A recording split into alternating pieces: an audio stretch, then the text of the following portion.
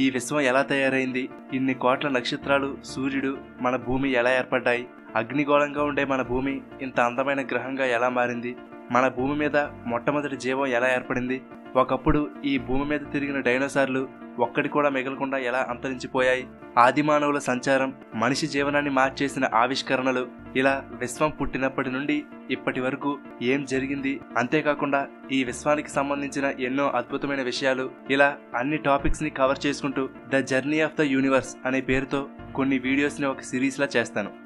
దీనిలో దేవుళ్ళు, మతాలకు సంబంధించిన ప్రస్తావన తీసుకురావాలని అనుకోవడం లేదు. ఈ విశ్వాన్ని దేవుడు సృష్టించాడు అని నమ్మేవాళ్ళు ఉంటారు, నమ్మని వాళ్ళు ఉంటారు. మనం వాళ్ళ నమ్మకాలను గౌరవించాలి. ఏదో ఒక అతీతమైన శక్తి దీని అంతటిని నిర్మించి ఉండవచ్చు. కాకపోతే మనది సైన్స్ అండ్ నాలెడ్జ్ కి సంబంధించిన ఛానల్ కాబట్టి ఇప్పటి వరకు ఎంతో మంది గొప్ప శాస్త్రవేత్తలు, మేధావులు కష్టపడి కనుగొని ప్రతిపాదించిన థియరీలను ఆధారంగా చేసుకుని ఈ వీడియోలను చేయబోతున్నాను. అంతేగాని దీనిలో నా సొంత కవిత్వాలు, సిద్ధాంతాలు ఏమీ ఉండవు. విశ్వం పుట్టుక నుండి ఇప్పటి వరకు ఏం జరిగిందని సైన్స్ చెబుతుందో మీకు చెప్పడానికి ప్రయత్నిస్తాను. ఈ అనంతమైన విశ్వం ఎలా ఆవిర్భవించింది, కోట్లాను కోట్ల నక్షత్రాల పుట్టుకకు కారణం ఏమిటి, వీటన్నిటిని నడిపిస్తున్న శక్తి ఏమిటి, ఈ ప్రశ్నలకు సమాధానంగా ఎన్నో వాదనలు, థియరీలు ఉన్నాయి. అయితే వాటన్నిటిలోనూ బాగా ప్రాముఖ్యత చెంది సైంటిఫిక్ గా ఎక్కువ ఆమోదం పొందిన థియరీ ఒకటి ఉంది. అదే బిగ్ బ్యాంగ్. ఈ బిగ్ బ్యాంగ్ ద్వారానే ఈ విశ్వం ఉనికి ప్రారంభమై పరిణామం చెందింది అని చెప్పడానికి కొన్ని ఆధారాలు కూడా ఉన్నాయి. అసలు బిగ్ బ్యాంగ్ థియరీ అంటే ఏమిటి, ఈ విశ్వం పుట్టుక పరిణామానికి కారణం ఏమిటి, విశ్వం ఆవిర్భావం నుండి ఈనాటి కాలం వరకు జరిగిన ఈ ప్రయాణంలో భాగంగా మనకు తెలియని ఎన్నో ఆశ్చర్యకరమైన విషయాలు ఈ వీడియోలో తెలుసుకుందాం. 1382 సంవత్సరాల క్రితం మనుషులు, ఈ భూమి, నక్షత్రాలు, గ్యాలక్సీలు ఇవేమీ లేవు. చివరికి స్పేస్, టైం, లైట్, అలాగే ఇప్పుడున్న భౌతిక సూత్రాలు కూడా లేవు. అంతా శూన్యం. అప్పుడే ఈ బిగ్ బ్యాంగ్ ప్రారంభమైంది. ఒక అణువు కన్నా చిన్న పరిమాణంలో ఒక బిందువు ఉద్భవించింది. విపరీతమైన ఎనర్జీతో, కొన్ని ట్రిలియన్ డిగ్రీల టెంపరేచర్తో ఉంది ఆ ప్రదేశం. ఒకసారి ఇక్కడ ఆగుదాం. మనందరికీ ఒక సందేహం వస్తుంది, అసలు ఏమీ లేని శూన్యం నుండి ఆ బిందువు ఎలా వచ్చింది? దీనికి సైన్స్ కూడా సమాధానం చెప్పలేకపోయింది. ఈ బిగ్ బ్యాంగ్ థియరీ అనేది బిగ్ బ్యాంగ్ జరిగిన తర్వాత ఏం జరిగిందో చెప్పగలుగుతుంది, కానీ బిగ్ బ్యాంగ్ జరగడానికి గల కారణం ఏమిటి, బిగ్ బ్యాంగ్కి ముందు ఏం జరిగింది అనే దానికి సమాధానం లేదు. ఇప్పుడు దేవుణ్ణి నమ్మేవాళ్ళు అసలు శూన్యం నుండి బిగ్ బ్యాంగ్కి కారణమైన ఆ బిందువు ఏర్పడడం అసాధ్యమని, ఈ విశ్వాన్ని దేవుడు తయారు చేశాడని అంటున్నారు. కానీ సైన్స్ మాత్రం అసలు శూన్యం నుండి బిందువే ఏర్పడడానికి అవకాశం లేనప్పుడు మరి దేవుడు ఎలా వచ్చాడని ప్రశ్నిస్తుంది. ఈ రెండు ప్రశ్నలకు సమాధానం లేదు. మతం అనేది నమ్మకం, విశ్వాసాలకు సంబంధించినది. సైన్స్ అనేది సరైన ఆధారాలు ఉండి ప్రాక్టికల్గా నిర్ధారించే వరకు కూడా దేనిని నమ్మదు. మతం, సైన్స్ ఈ రెండూ కూడా అసలు నిజం ఏంటో, ఈ విశ్వం పుట్టుకు కారణం ఏమిటో తెలుసుకునే ప్రయత్నంలోనే ఉన్నాయి. ప్రస్తుతానికి మనమైతే బిగ్ బ్యాంగ్ గురించి తెలుసుకుందాం. ఈ గ్యాలక్సీలు, నక్షత్రాలు, గ్రహాలు, ఇన్ని రకాల జీవాలు ఏర్పడడానికి కావలసిన శక్తి అంతా ఒక యాటం కన్నా చిన్న సైజులో ఉన్న ఆ బిందువులోనే దాగి ఉంది. అలా ఉన్న చిన్న అణువు కాస్త పెరగడం మొదలైంది. దీనినే బిగ్ బ్యాంగ్ అని అంటారు. చాలామంది బిగ్ బ్యాంగ్ అంటే ఒక భారీ పేలుడు జరిగింది అనుకుంటారు. కానీ అక్కడ పేలుడు జరగలేదు. ఒక బెలూన్ని ఊదితే ఎలా అయితే పెరుగుతుందో అలా ఆ చిన్న బిందువు అన్ని వైపులకు విస్తరిస్తూ పోయింది. సరిగ్గా ఈ బిగ్ బ్యాంగ్ జరిగినప్పుడే స్పేస్, టైం పుట్టుకొచ్చాయి. ఇప్పుడున్న ఫిజిక్స్ ఫార్ములాలన్నీ ఏర్పడ్డాయి. అప్పటి వరకు టైం అనేదే లేదు కాబట్టి బిగ్ బ్యాంగ్కి ముందు ఏం జరిగింది అనే ప్రశ్నకు అర్థం లేదంటున్నారు కొందరు శాస్త్రవేత్తలు. ఇలా యూనివర్స్ సెకనుకు 3 లక్షల కిలోమీటర్ల దూరం ప్రయాణించే కాంతి కన్నా ఎక్కువ వేగంగా ఎక్స్పాండ్ అవడం మొదలుపెట్టింది. ఇలా వేగంగా విస్తరిస్తున్న ఆ యూనివర్స్లో ఎటువంటి మ్యాటర్ అంటే పదార్థం లేదు, కేవలం ప్యూర్ ఎనర్జీ మాత్రమే ఉంది. ఐన్స్టీన్ ప్రతిపాదించినటువంటి E=mc² అనే ఫార్ములా ప్రకారం ఎనర్జీ అనేది మ్యాటర్గా మారగలదు, అలాగే మ్యాటర్ అనేది ఎనర్జీగా కూడా మారగలదు. ఉదాహరణకి ఒక బాంబు పేలిందనుకుందాం. అక్కడ ఉండవలసిన కొంచెం పదార్థం అంటే మ్యాటర్ అనేది ఎనర్జీగా రిలీజ్ అయింది. అలాగే ఇక్కడ బిగ్ బ్యాంగ్లో దీనికి రివర్స్లో ఎనర్జీ అనేది మ్యాటర్ పార్టికల్స్గా మారిందనమాట. ఇక్కడ కొంచెం జాగ్రత్తగా అర్థం చేసుకోండి. ఒక చిన్న బాంబు పేలితే విపరీతమైన ఎనర్జీ విడుదలవుతుంది. అలాంటిది ఈ విశ్వంలోని ఇన్ని కోట్ల భారీ నక్షత్రాలు, గ్రహాలు ఏర్పడడానికి కావలసిన మ్యాటర్ తయారవ్వాలంటే ఎంత ఎనర్జీ కావాలో, ఎంత ఎనర్జీ విడుదలై ఉంటుందో ఒకసారి ఊహించుకోండి. అయితే ఇక్కడ బిగ్ బ్యాంగ్ ద్వారా విడుదలైన ఎనర్జీ అనేది మ్యాటర్తో పాటుగా దానికి పూర్తి విరుద్ధమైనటువంటి యాంటీ మ్యాటర్ని కూడా తయారు చేసింది. ఎప్పుడైతే ఈ మ్యాటర్ పార్టికల్స్ మరియు యాంటీ మ్యాటర్ పార్టికల్స్ రెండూ కలుస్తాయో చిన్న పేలుడు జరిగి తిరిగి మళ్ళీ ఎనర్జీగానే మారిపోతాయి. ఎనర్జీ నుండి మ్యాటర్గా తయారయ్యి మళ్ళీ అది ఎనర్జీగా మారిపోతే ఈ విశ్వం ఏర్పడడంలో అర్థం లేదు. ఇప్పుడు యూనివర్స్ నక్షత్రాలను గ్రహాలను తయారు చేయాలి.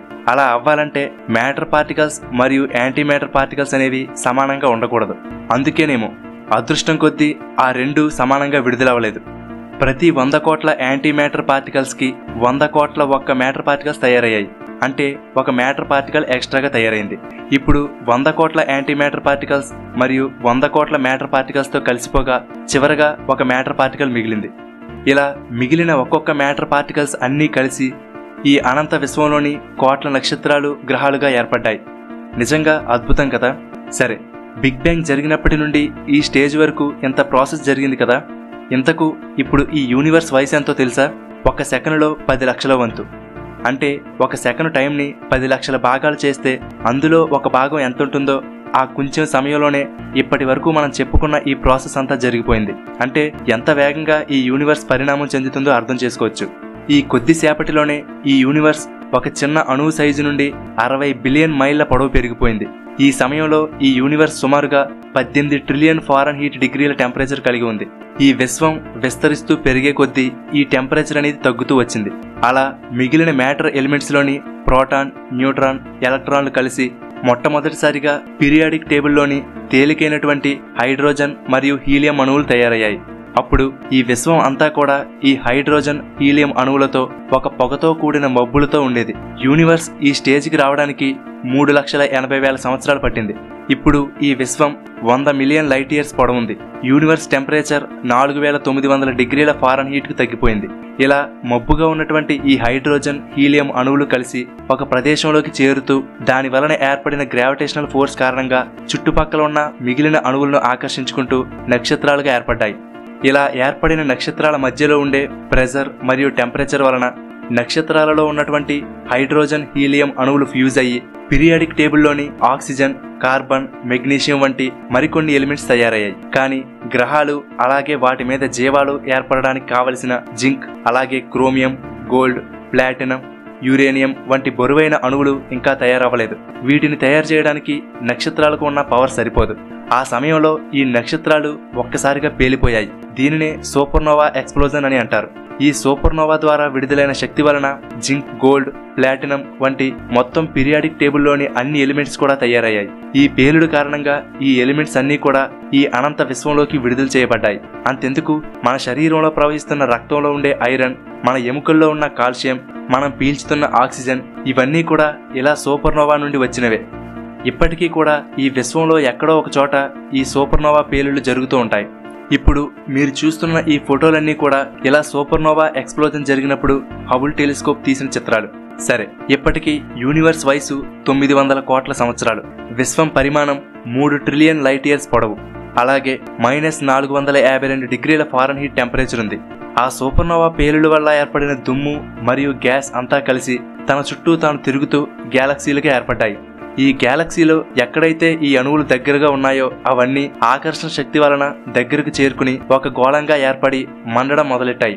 అవే ఇప్పుడు మనం చూస్తున్న మన సూర్యుడి లాంటి నక్షత్రాలు. ఇలా ఒక్కొక్క గ్యాలక్సీలో కోట్ల నక్షత్రాలు ఏర్పడ్డాయి. అలా మనం ఉంటున్న గ్యాలక్సీని మిల్కీవే గ్యాలక్సీ, తెలుగులో పాలపుంత అని అంటారు. ఈ మన పాలపుంతలో కేవలం మన సూర్యుడు మాత్రమే కాదు, మన సూర్యుడి లాంటి అలాగే మన సూర్యుడి కన్నా పెద్దగా ఉన్న సుమారుగా 30,000 కోట్ల నక్షత్రాలున్నాయి. అలా మన పాలపుంత లాంటి గ్యాలక్సీలు ఈ విశ్వం మొత్తం మీద సుమారుగా 20,000 కోట్ల గ్యాలక్సీలున్నాయి. అంటే మనం ఈ అనంత విశ్వంలో మనం ఎంతో ఊహించుకోవచ్చు. అయితే మిగిలిన అన్ని థియరీల కన్నా కూడా ఈ బిగ్ బ్యాంగ్ థియరీ ఇంతలా ప్రాముఖ్యత చెందడానికి కొన్ని కారణాలున్నాయి. 1920వ సంవత్సరంలో ఎడ్విన్ హబుల్ అనే శాస్త్రవేత్త తన టెలిస్కోప్ తో ఆకాశంలో చూస్తున్నప్పుడు గ్యాలక్సీలన్నీ కూడా ఒకదాని నుండి మరొకటి దూరంగా జరుగుతున్నాయని గమనించాడు. ఈ ఆవిష్కరణ బిగ్ బ్యాంగ్ థియరీకి బలాన్ని చేకూర్చింది. ఎందుకంటే ఈ గ్యాలక్సీలన్నీ ఒకదానికొకటి దూరంగా జరుగుతున్నాయంటే గతంలో ఇవన్నీ కూడా ఒక చోట దగ్గరగా ఉండేవనే కదా.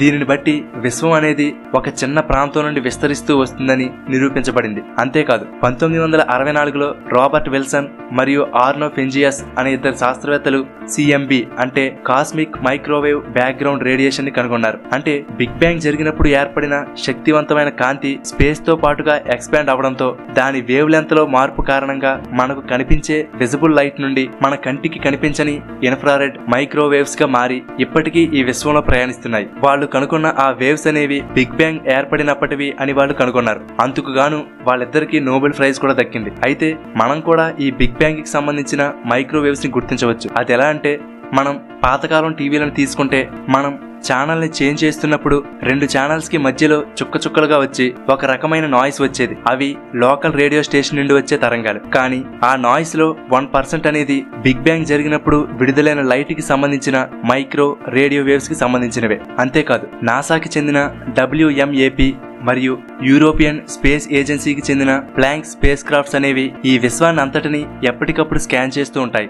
ఈ విశ్వంలో నిరంతరం ప్రయాణిస్తూ ఉండే రేడియో మరియు మైక్రోవేవ్స్ ని రిసీవ్ చేసుకుంటూ ఉంటాయి. ఈ వేవ్స్ అనేవి కొన్ని ఇతర నక్షత్రాల నుండి గ్యాలక్సీల నుండి వస్తుంటాయి. మరికొన్ని మాత్రం మనం ముందు చెప్పుకున్నట్లుగా బిగ్ బ్యాంగ్ జరిగినప్పుడు ఏర్పడిన కాంతి తరంగాలకు సంబంధించినవి. అలా ఇవి రిసీవ్ చేసుకున్న వేవ్స్ ని బట్టి ఈ విశ్వం 1382,82,00,000 సంవత్సరాల వయసు కలిగింది అని మన శాస్త్రవేత్తలు కనిపెట్టారు. అలాగే హబుల్ టెలిస్కోప్ తీసి పంపుతున్న విశ్వాంతరాలకు సంబంధించిన కొన్ని చిత్రాలు ఇవన్నీ కూడా బిగ్ బ్యాంగ్ థియరీకి బలాన్ని చేకూర్చుతున్నాయి. ఏది ఏమైనప్పటికీ మనమందరం కూడా సూపర్నోవా పేలుడు వల్ల ఏర్పడిన ఆ ఎలిమెంట్స్ కి సంబంధించిన దుమ్ము ధూళి కారణంగా ఏర్పడిన వాళ్ళమే. దానివల్లనే మన భూమి, దాని మీద జీవాలు, వాటి పుట్టుక సాధ్యమైంది. ఈ గ్రహాలు, నక్షత్రాలు మాత్రమే కాదు, మనం కూడా ఈ యూనివర్స్ పరిమాణ క్రమంలో భాగమే. మనం మొదలుపెట్టిన the journey of the universe లో భాగంగా మనం బిగ్ బ్యాంగ్ గురించి తెలుసుకున్నాం. ఇంకా మనం తెలుసుకోవాల్సింది చాలా ఉంది. తర్వాత రాబోయే వీడియోల్లో ఈ జర్నీని కొనసాగిద్దాం. మిస్ అవ్వకండి. The journey of the universe లో భాగంగా ఫస్ట్ ఎపిసోడ్ లో ఈ విశ్వం ఎలా ఆవిర్భవించింది, ఎలా పరిణామం చెందిందో తెలిపే బిగ్ బ్యాంగ్ థియరీ గురించి తెలుసుకున్నాం. ఈ వీడియోలో అసలు ఈ విశ్వం ఎంత పెద్దది, ఎంత పెద్ద విశ్వాన్ని మన శాస్త్రవేత్తలు ఎలా శోధించగలుగుతున్నారు, అందుకు ఉపయోగపడుతున్న హబుల్ టెలిస్కోప్ గురించి, అసలు ఈ విశ్వంలోనే మోస్ట్ మిస్టీరియస్ టాపిక్ అయినటువంటి డార్క్ మ్యాటర్ మరియు డార్క్ ఎనర్జీల గురించి ఈ వీడియోలో తెలుసుకుందాం.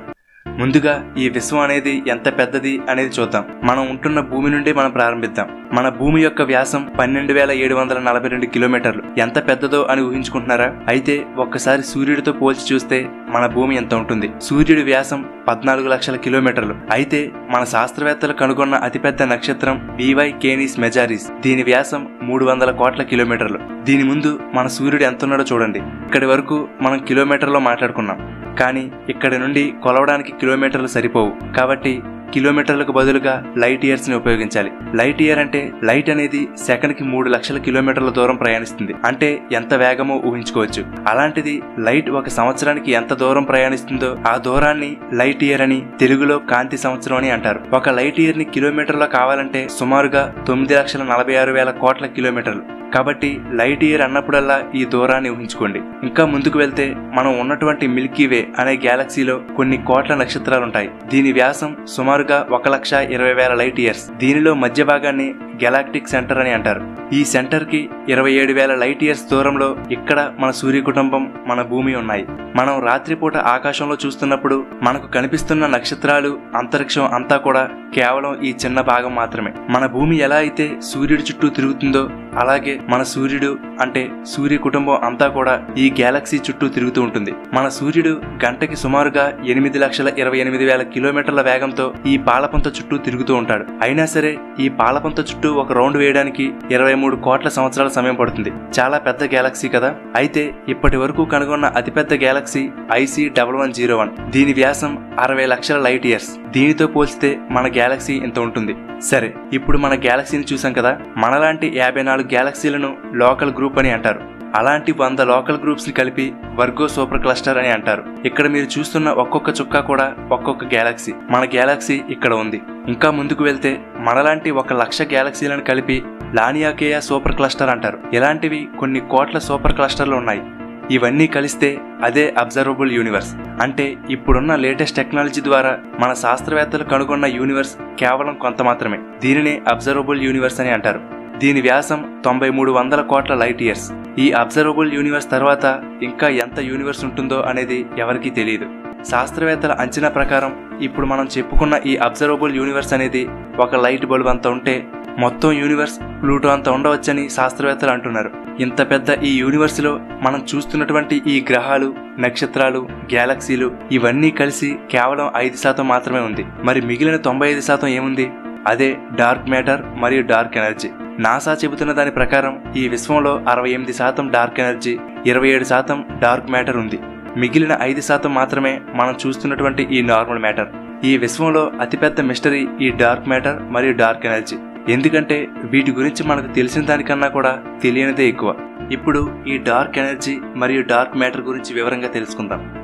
ఇవి కొంచెం సైంటిఫిక్ గా ఉంటాయి కాబట్టి జాగ్రత్తగా వినండి. ముందుగా డార్క్ ఎనర్జీ. మీరు ఒక బాల్ ని పైకి విసిరారనుకుందాం. మీరిచ్చిన ఫోర్స్ కారణంగా ఆ బాల్ అనేది కొంత పైకి వెళ్తుంది. అయితే ఆ బాల్ మీద గ్రావిటేషనల్ ఫోర్స్ అంటే భూమి ఆకర్షణ శక్తి ఉంటుంది. కాబట్టి బాల్ పైకి వెళ్లే వేగం నెమ్మదించి ఒక చోట ఆగిపోయి తిరిగి కిందకి పడుతుంది కదా. ఇదే ఇప్పుడు ఈ విశ్వానికి ఆపాదించి చూద్దాం. బిగ్ బ్యాంగ్ వలన ఏర్పడిన శక్తి కారణంగా ఈ విశ్వం అన్ని వైపులకు విస్తరించడం మొదలైంది. అయితే దీనికి ఉండే గ్రావిటేషనల్ ఫోర్స్ కారణంగా కొంతకాలం తరువాత ఈ యూనివర్స్ ఎక్స్పాండ్ అవుతున్న వేగం నెమ్మదించి తిరిగి ఈ విస్తరించిన ఈ విశ్వం అంతా కూడా బిగ్ బ్యాంగ్ ఎలా అయితే ఒక చిన్న పాయింట్ నుండి మొదలైందో అలా మళ్ళీ ఒక చిన్న పాయింట్ కి పోతుందని, ఈ విధంగా ఈ విశ్వం అనేది అంతరిస్తుందని శాస్త్రవేత్తలు చాలా కాలం వరకు అనుకున్నారు. అయితే ఇక్కడ మొత్తం వ్యతిరేకంగా జరుగుతుందని రీసెంట్ గా శాస్త్రవేత్తలు కనుగొన్నారు. కొంతకాలం తర్వాత ఈ విశ్వం విస్తరిస్తున్న వేగం నెమ్మదించాలి, కానీ దానికి పూర్తి విరుద్ధంగా ఈ విశ్వం రోజు రోజుకు విస్తరించే వేగం విపరీతంగా పెరిగిపోతుందట.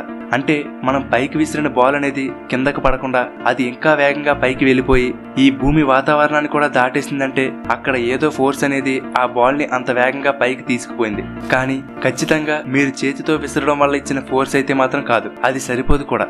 సేమ్ ఇలాగే మన యూనివర్స్ లో కూడా కేవలం బిగ్ బ్యాంగ్ ఇచ్చిన ఎనర్జీతో ఇంత వేగంగా విస్తరించడం, ఆ వేగం ఇంకా ఇంకా పెరిగిపోవడం అనేది జరగదు.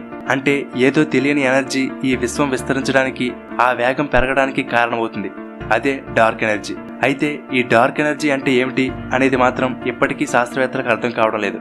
కానీ ఈ విశ్వం ఎంత వేగంగా విస్తరిస్తుంది అనే దానిని బట్టి ఈ డార్క్ ఎనర్జీ 68% ఉందని శాస్త్రవేత్తలు కనుగొన్నారు. అయితే మన విశ్వం పుట్టినప్పుడు అంటే బిగ్ బ్యాంగ్ జరిగినప్పుడు ఈ యూనివర్స్ టెంపరేచర్ కొన్ని ట్రిలియన్ డిగ్రీల ఫారెన్హీట్ ఉండేది. కానీ ఈ విశ్వం విస్తరిస్తున్న కొద్దీ ఆ టెంపరేచర్ తగ్గుతూ వచ్చి ఇప్పుడు -454 డిగ్రీల ఫారెన్హీట్ కు పడిపోయింది. ఒకవేళ ఈ యూనివర్స్ అనేది ఇలాగే ఎక్స్పాండ్ అవుతూ ఉంటే కొన్ని కోట్ల సంవత్సరాల తరువాత ఇది మరింత చల్లబడి అబ్సల్యూట్ జీరో అనే ఒక స్థాయికి చేరుకునే అవకాశం ఉంది.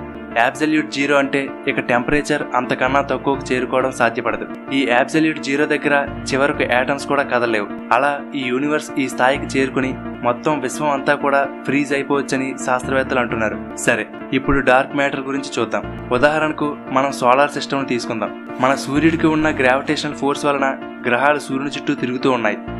అయితే ఈ సూర్యుడికి దగ్గరగా ఉన్నటువంటి మెర్క్యూరీ అంటే బుధుడు సూర్యుడి గ్రావిటేషనల్ ఫోర్స్ ని తట్టుకుని తన ఆర్బిట్ లో ఉండాలంటే ఎక్కువ వేగంగా తిరగాలి. కానీ సోలార్ సిస్టమ్ లో చివర ఉన్నటువంటి నెప్ట్యూన్ గ్రహం మీద సూర్యుడి గ్రావిటేషనల్ ఫోర్స్ తక్కువగా ఉంటుంది. కాబట్టి అది బుధుడి కన్నా స్లోగా తిరుగుతూ ఉంటుంది. అంటే సూర్యుడికి దగ్గరగా ఉన్న గ్రహాలు ఆ గ్రావిటేషనల్ ఫోర్స్ ని తట్టుకుని వాటి ఆర్బిట్ లో ఉండాలంటే అవి వేగంగా తిరగాలి. అలాగే ఒక గ్యాలక్సీలో కొన్ని కోట్ల నక్షత్రాలు తిరుగుతూ ఉంటాయి. మనం ముందు చెప్పుకున్నట్లుగా ఈ గ్యాలక్సీలో మధ్యలో ఉన్నటువంటి నక్షత్రాలు వేగంగా, చివర ఉన్నటువంటి నక్షత్రాలు స్లోగా తిరగాలి. కానీ ఇక్కడ విచిత్రం ఏమిటంటే గ్యాలక్సీలోని నక్షత్రాలు అన్నీ కూడా ఒకే వేగంగా తిరుగుతున్నాయని శాస్త్రవేత్తలు కనుగొన్నారు. అంతేకాదు ఈ గ్యాలక్సీలు చాలా వేగంగా తిరుగుతూ ఉంటాయి. ఆ వేగానికి గ్యాలక్సీ చివరిలో ఉన్న నక్షత్రాలు చెల్లాచెదురుగా ఎటు పడితే అటు బయటకు విసిరివేయబడాలి. కానీ అలా కాకుండా ఒక గుంపుగా స్థిరంగా తిరుగుతున్నాయంటే ఏదో మన కంటికి కనిపించని ఒక పదార్థం ఈ గ్యాలక్సీ చుట్టూ ఉండి దానిని పట్టి ఉంచి గ్యాలక్సీలోని నక్షత్రాలన్నీ ఒకే వేగంగా తిరిగేలా చేస్తుంది. అదే డార్క్ మ్యాటర్. ఈ డార్క్ మ్యాటర్ ఉంది అని తెలుసు, కానీ శాస్త్రవేత్తలు గుర్తించలేకపోతున్నారు. ఎందుకంటే దాని నుండి ఎటువంటి లైట్ రావడం లేదు. అది వేరే ఏ మ్యాటర్ తోని ఇంటరాక్ట్ అవడం లేదు. అలాగే దాని నుండి లైట్ ని కూడా వెళ్ళనివ్వడం లేదు. కానీ ఇది లైట్ ని బెండ్ చేయగలుగుతుంది. ఉదాహరణకి మనం నీటిలో ఒక కాయిన్ వేసామనుకుందాం. అప్పుడు ఆ కాయిన్ మనకు ఊగుతూ కనిపిస్తుంది. కారణం, ఆ కాయిన్ మీద పడిన లైట్ అనేది రిఫ్లెక్ట్ అయ్యి కదులుతున్నటువంటి నీటి ద్వారా ప్రయాణిస్తుంది. ఇక్కడ లైట్ అనేది స్ట్రైట్ గా కాకుండా ఆ నీటితో పాటుగానే వంకరగా కదులుతూ వస్తుంది. అందువలన మనకు ఆ కాయిన్ ఊగుతున్నట్లుగా కనిపిస్తుంది. అంటే ఇక్కడ లైట్ అనేది ఈ నీటి ద్వారా బెండ్ అయి వస్తుంది. సేమ్ ఇదే ఇక్కడ కూడా జరుగుతుంది. శాస్త్రవేత్తలు దూరంగా ఉన్న గ్యాలక్సీలను గమనిస్తున్నప్పుడు వాటి నుండి వస్తున్న లైట్ అనేది స్ట్రైట్ గా కాకుండా ఒక్కొక్క చోట మధ్యలో బెండ్ అయి వస్తుందని గుర్తించారు. అంటే అక్కడ లైట్లు కూడా బెండ్ చేయగలిగిన పదార్థం ఏదో ఉంది అనేది తెలుసుకోగలిగారు. అదే డార్క్ మ్యాటర్. ఈ డార్క్ మ్యాటర్ మరియు డార్క్ ఎనర్జీ ఈ రెండూ ఉన్నాయని తెలుసు. కానీ అసలు అవి ఏంటి, వాటి లక్షణాలు ఏంటి, వేటి ఆధారంగా అవి పనిచేస్తున్నాయి అనేది ఇంకా మిస్టరీగానే ఉంది. ఈరోజు మనం విశ్వానికి సంబంధించిన రహస్యాలను ఛేదిస్తున్న, నక్షత్రాల పేలుళ్లను గుర్తిస్తున్న, కొన్ని కోట్ల కిలోమీటర్ల దూరంలో ఉన్న గ్యాలక్సీలను గమనిస్తున్న దానికి కారణం ప్రపంచవ్యాప్తంగా ఎన్నో హైటెక్ టెలిస్కోప్లు నిరంతరం ఈ విశ్వాన్ని జల్లెడపడుతున్నాయి. వాటిలో the most famous telescope Hubble. మనం స్పేస్ గురించి ఏదైనా చెబుతున్నామంటే దానిలో హబుల్ టెలిస్కోప్ గురించి తప్పకుండా ఉంటుంది. ఏప్రిల్ 24, 1990న నాసా దీనిని లాంచ్ చేసింది. సుమారుగా ఒక బస్సు అంత సైజులో ఉండే ఇది భూమికి 595 కిలోమీటర్ల ఎత్తులోని ఒక ఆర్బిట్ లో ఉంటూ సెకనుకి 8 కిలోమీటర్లు అంటే గంటకి 28,800 కిలోమీటర్ల వేగంతో మన భూమి చుట్టూ తిరుగుతూ ఉంటుంది. అలా మన భూమి చుట్టూ ఒక రౌండ్ వేయడానికి ఈ హబుల్ టెలిస్కోప్ కి 97 నిమిషాల సమయం పడుతుంది. అయితే ఈ హబుల్ టెలిస్కోప్ స్పేస్ లోకి వెళ్లి మొదటిసారిగా తీసిన ఫోటోలు చూసి అందరూ షాక్ అయ్యారు. ఎందుకంటే ఫోటోలన్నీ కూడా బ్లర్ గా వచ్చాయి. శాస్త్రవేత్తలు హబుల్ కి ఉండవలసిన మిర్రర్ ని ఒక వెంట్రుక ఎంత మందం ఉంటుందో అంత యాంగిల్ తప్పుగా ఏర్పాటు చేయడం వల్ల ఈ తప్పు జరిగిందని గుర్తించారు. కానీ 1993లో మళ్లీ ఆస్ట్రోనాట్స్ వెళ్లి ఆ మిర్రర్ ని సరిచేసిన తర్వాత అప్పుడు హబుల్ టెలిస్కోప్ విశ్వానికి సంబంధించిన అద్భుతమైన చిత్రాలు తీసి పంపడం మొదలుపెట్టింది. దీనివల్లనే మనం ఈ విశ్వాన్ని ఇంత లోతుగా స్టడీ చేయగలుగుతున్నాం. ఇప్పటికే శాస్త్రవేత్తలు జేమ్స్ వెబ్ స్పేస్ టెలిస్కోప్ అనే మరొక టెలిస్కోప్ ని రెడీ చేశారు. ఇది హబుల్ కన్నా శక్తివంతంగా పనిచేస్తుంది. దీనివల్ల మరింత స్పష్టంగా లోతుగా విశ్వం గురించి తెలుసుకోవచ్చు. చివరగా ఇప్పటి వరకు ఈ విశ్వం గురించి మనం తెలుసుకున్నదంతా ఆ 5% మన కంటికి కనిపించే నార్మల్ మ్యాటర్ గురించి మాత్రమే. అది కూడా పూర్తిగా తెలుసుకోలేదు. ఈ డార్క్ మ్యాటర్ మరియు డార్క్ ఎనర్జీ గురించి పూర్తిగా తెలిసే వరకు కూడా ఈ విశ్వం మీద మనకు పూర్తి అవగాహన రాదు. ఒకటైతే చెప్పగలం, మనం ఈ యూనివర్స్ గురించి ఎంత లోతుగా తెలుసుకోవడానికి ప్రయత్నిస్తామో అన్ని కొత్త రహస్యాలు బయటపడుతూనే ఉంటాయి. సూర్యుడు ఏదో పొద్దున్నే వస్తాడు, సాయంత్రం వెళ్ళిపోతాడు, పసుపు రంగులో ఉండే ఒక బంతిలా ప్రశాంతంగా ఉంటాడు అనుకుంటాం.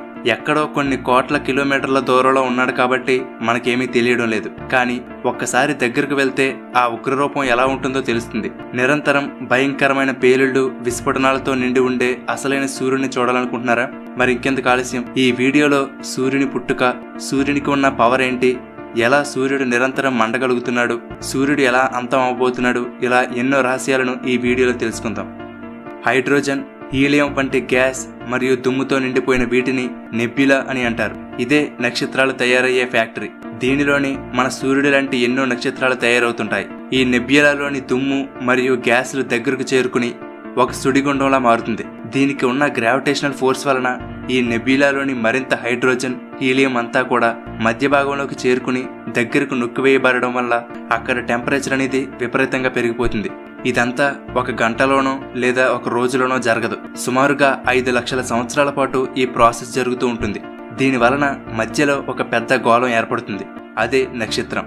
ఇప్పుడు దీనికి విపరీతమైన ఎనర్జీ, ఆకర్షణ శక్తి, వేడి, సాంద్రత ఉంటాయి. ఈ విధంగానే మన సూర్యుడు కూడా తయారయ్యాడు. అలా 460 కోట్ల సంవత్సరాల క్రితం మన సూర్యుడు ఏర్పడ్డాడు. ఆ తరువాత మన సౌర కుటుంబంలోని గ్రహాలు కూడా ఏర్పడ్డాయి. వాటి గురించి తర్వాత ఎపిసోడ్లో తెలుసుకుందాం. ఈ సూర్యుడు ఎంత పెద్దగా ఉంటాడంటే సూర్యుని వ్యాసం 14 లక్షల కిలోమీటర్లు ఉంటుంది. ఈ సూర్యునిలో మన భూమి లాంటి 10 లక్షల గ్రహాలను నింపవచ్చు. మన సూర్య కుటుంబంలో 99.86 మాస్ అంటే ద్రవ్యరాశి సూర్యుడిదే. అంటే మిగిలిన అన్ని గ్రహాలు, వాటి ఉపగ్రహాలు, తోకచుక్కలు అన్నీ కలిపి 0.14% మాస్ ఉంటుందన్నమాట.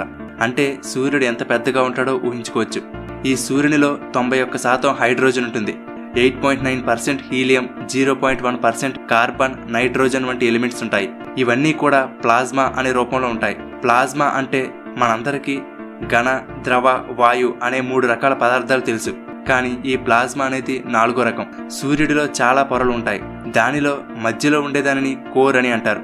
ఈ కోర్ దగ్గర 2,70,00,000 డిగ్రీల ఫారెన్హీట్ టెంపరేచర్ ఉంటుంది. ఇంత వేడిగా ఉండడం వలన మరియు అక్కడ గ్రావిటేషనల్ ఫోర్స్ వల్ల అక్కడ ఉండే 4 హైడ్రోజన్ అణువులు కలిసి న్యూక్లియర్ ఫ్యూజన్ కారణంగా ఒక హీలియం అణువుగా మారుతుంది. అయితే ఇలా ఏర్పడిన హీలియం అణువు బరువు 4 హైడ్రోజన్ అణువుల బరువు కన్నా కూడా తక్కువగా ఉంటుంది.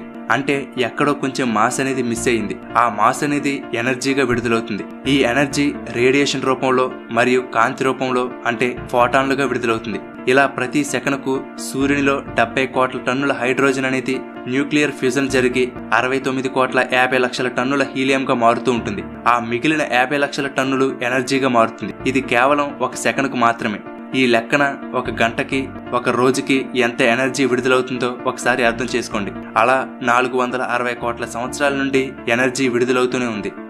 సూర్యుని కోర్లో జరిగే న్యూక్లియర్ ఫ్యూజన్ మరియు ఉపరితలంలోని విస్ఫోటనాల పేలుళ్ల శబ్దం చాలా భయంకరంగా ఉంటుంది.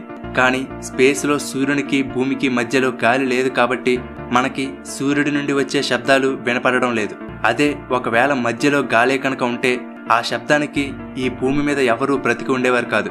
ఆ శబ్దం ఎంత ఉంటుందంటే సూర్యుడు మనకి 14,96,00,000 కిలోమీటర్ల దూరంలో ఉన్నా సరే మనకు ఆ శబ్దం 125 డెసిబుల్స్ రేంజ్లో వినపడుతుంది. అంటే ట్రైన్ హార్న్ కి 1 మీటర్ దూరంలో చెవిని పెట్టి వింటే ఎలా ఉంటుందో అంత శబ్దం అన్నమాట. ఇక్కడ ఒక ఇంట్రెస్టింగ్ విషయం చెప్పాలి. సూర్యుడి నుండి వచ్చే లైట్ ఫోటాన్స్ అనేవి మన భూమిని చేరడానికి సుమారుగా 8 నిమిషాల 20 సెకండ్ల సమయం పడుతుంది. కానీ అదే లైట్ ఫోటాన్ సూర్యుడి మధ్యలోని కోర్ నుండి ఉపరితలానికి చేరుకోవడానికి ఎంత సమయం పడుతుందో తెలుసా? సుమారుగా 1,70,000 సంవత్సరాలు పడుతుంది. సూర్యుడి కోర్ నుండి ఉపరితలానికి ఉండే దూరం 6,95,700 కిలోమీటర్లు. అలాగే సూర్యుడి నుండి భూమికి మధ్య ఉన్న దూరం 14,96,00,000 కిలోమీటర్లు. లైట్ ఫోటాన్ సెకన్కి 3 లక్షల కిలోమీటర్ల దూరం ప్రయాణిస్తుంది కాబట్టి 14,96,00,000 కిలోమీటర్ల ప్రయాణించడానికి సుమారుగా 8 నిమిషాల సమయం పట్టింది. అలాగే 6,95,700 కిలోమీటర్ల ప్రయాణించడానికి 2 లేదా 3 సెకండ్ల సమయం పట్టాలి కదా. కానీ 1,70,000 సంవత్సరాలు ఎందుకు పడుతుంది? ఎందుకంటే ఈ కోర్లో రిలీజ్ అయిన ఫోటాన్లన్నీ కూడా సెకన్కి 3 లక్షల కిలోమీటర్ల వేగంతో సూర్యుడి మధ్యలోని కోర్ నుండి ఉపరితలం వైపుకు ప్రయాణిస్తాయి. కానీ ఈ లైట్ ఫోటాన్ సూర్యుడిలోని ఉన్న యాటమ్స్ ని ఢీకొని దాని డైరెక్షన్ మార్చుకుంటుంది. కొంత దూరం వెళ్ళాక మరొక యాటమ్ ని ఢీకొంటుంది. ఇలా ఎప్పటికప్పుడు తన దిశను మార్చుకుంటూ లోపలే సెకన్కు 3 లక్షల కిలోమీటర్ల వేగంతో తిరిగి చివరకు ఉపరితలానికి చేరుకోవడానికి సుమారుగా 1,70,000 సంవత్సరాలు పడుతుంది. అంటే ఇప్పుడు మన భూమి మీద పడుతున్న లైట్ అనేది సూర్యుడి కోర్లో 1,70,000 సంవత్సరాల క్రితం ప్రొడ్యూస్ అయిందన్నమాట.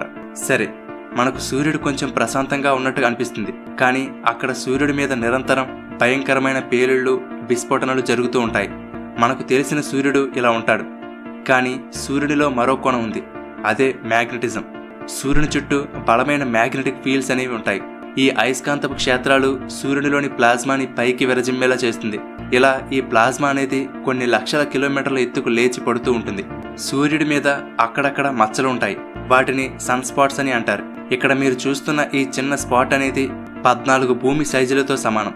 సూర్యుడి మ్యాగ్నెటిక్ ఫీల్డ్ అనేది ఒక సన్ స్పాట్ నుండి వచ్చి మరొక సన్ స్పాట్ లోకి వెళ్తాయి. అవి వాటితో పాటుగా ఈ ప్లాజ్మాని కూడా పైకి లేపుతాయి. వీటినే సౌర తుఫాన్లు అని అంటారు. ఇవి గంటకి 20 లక్షల కిలోమీటర్ల వేగంతో బయటకు వస్తుంటాయి.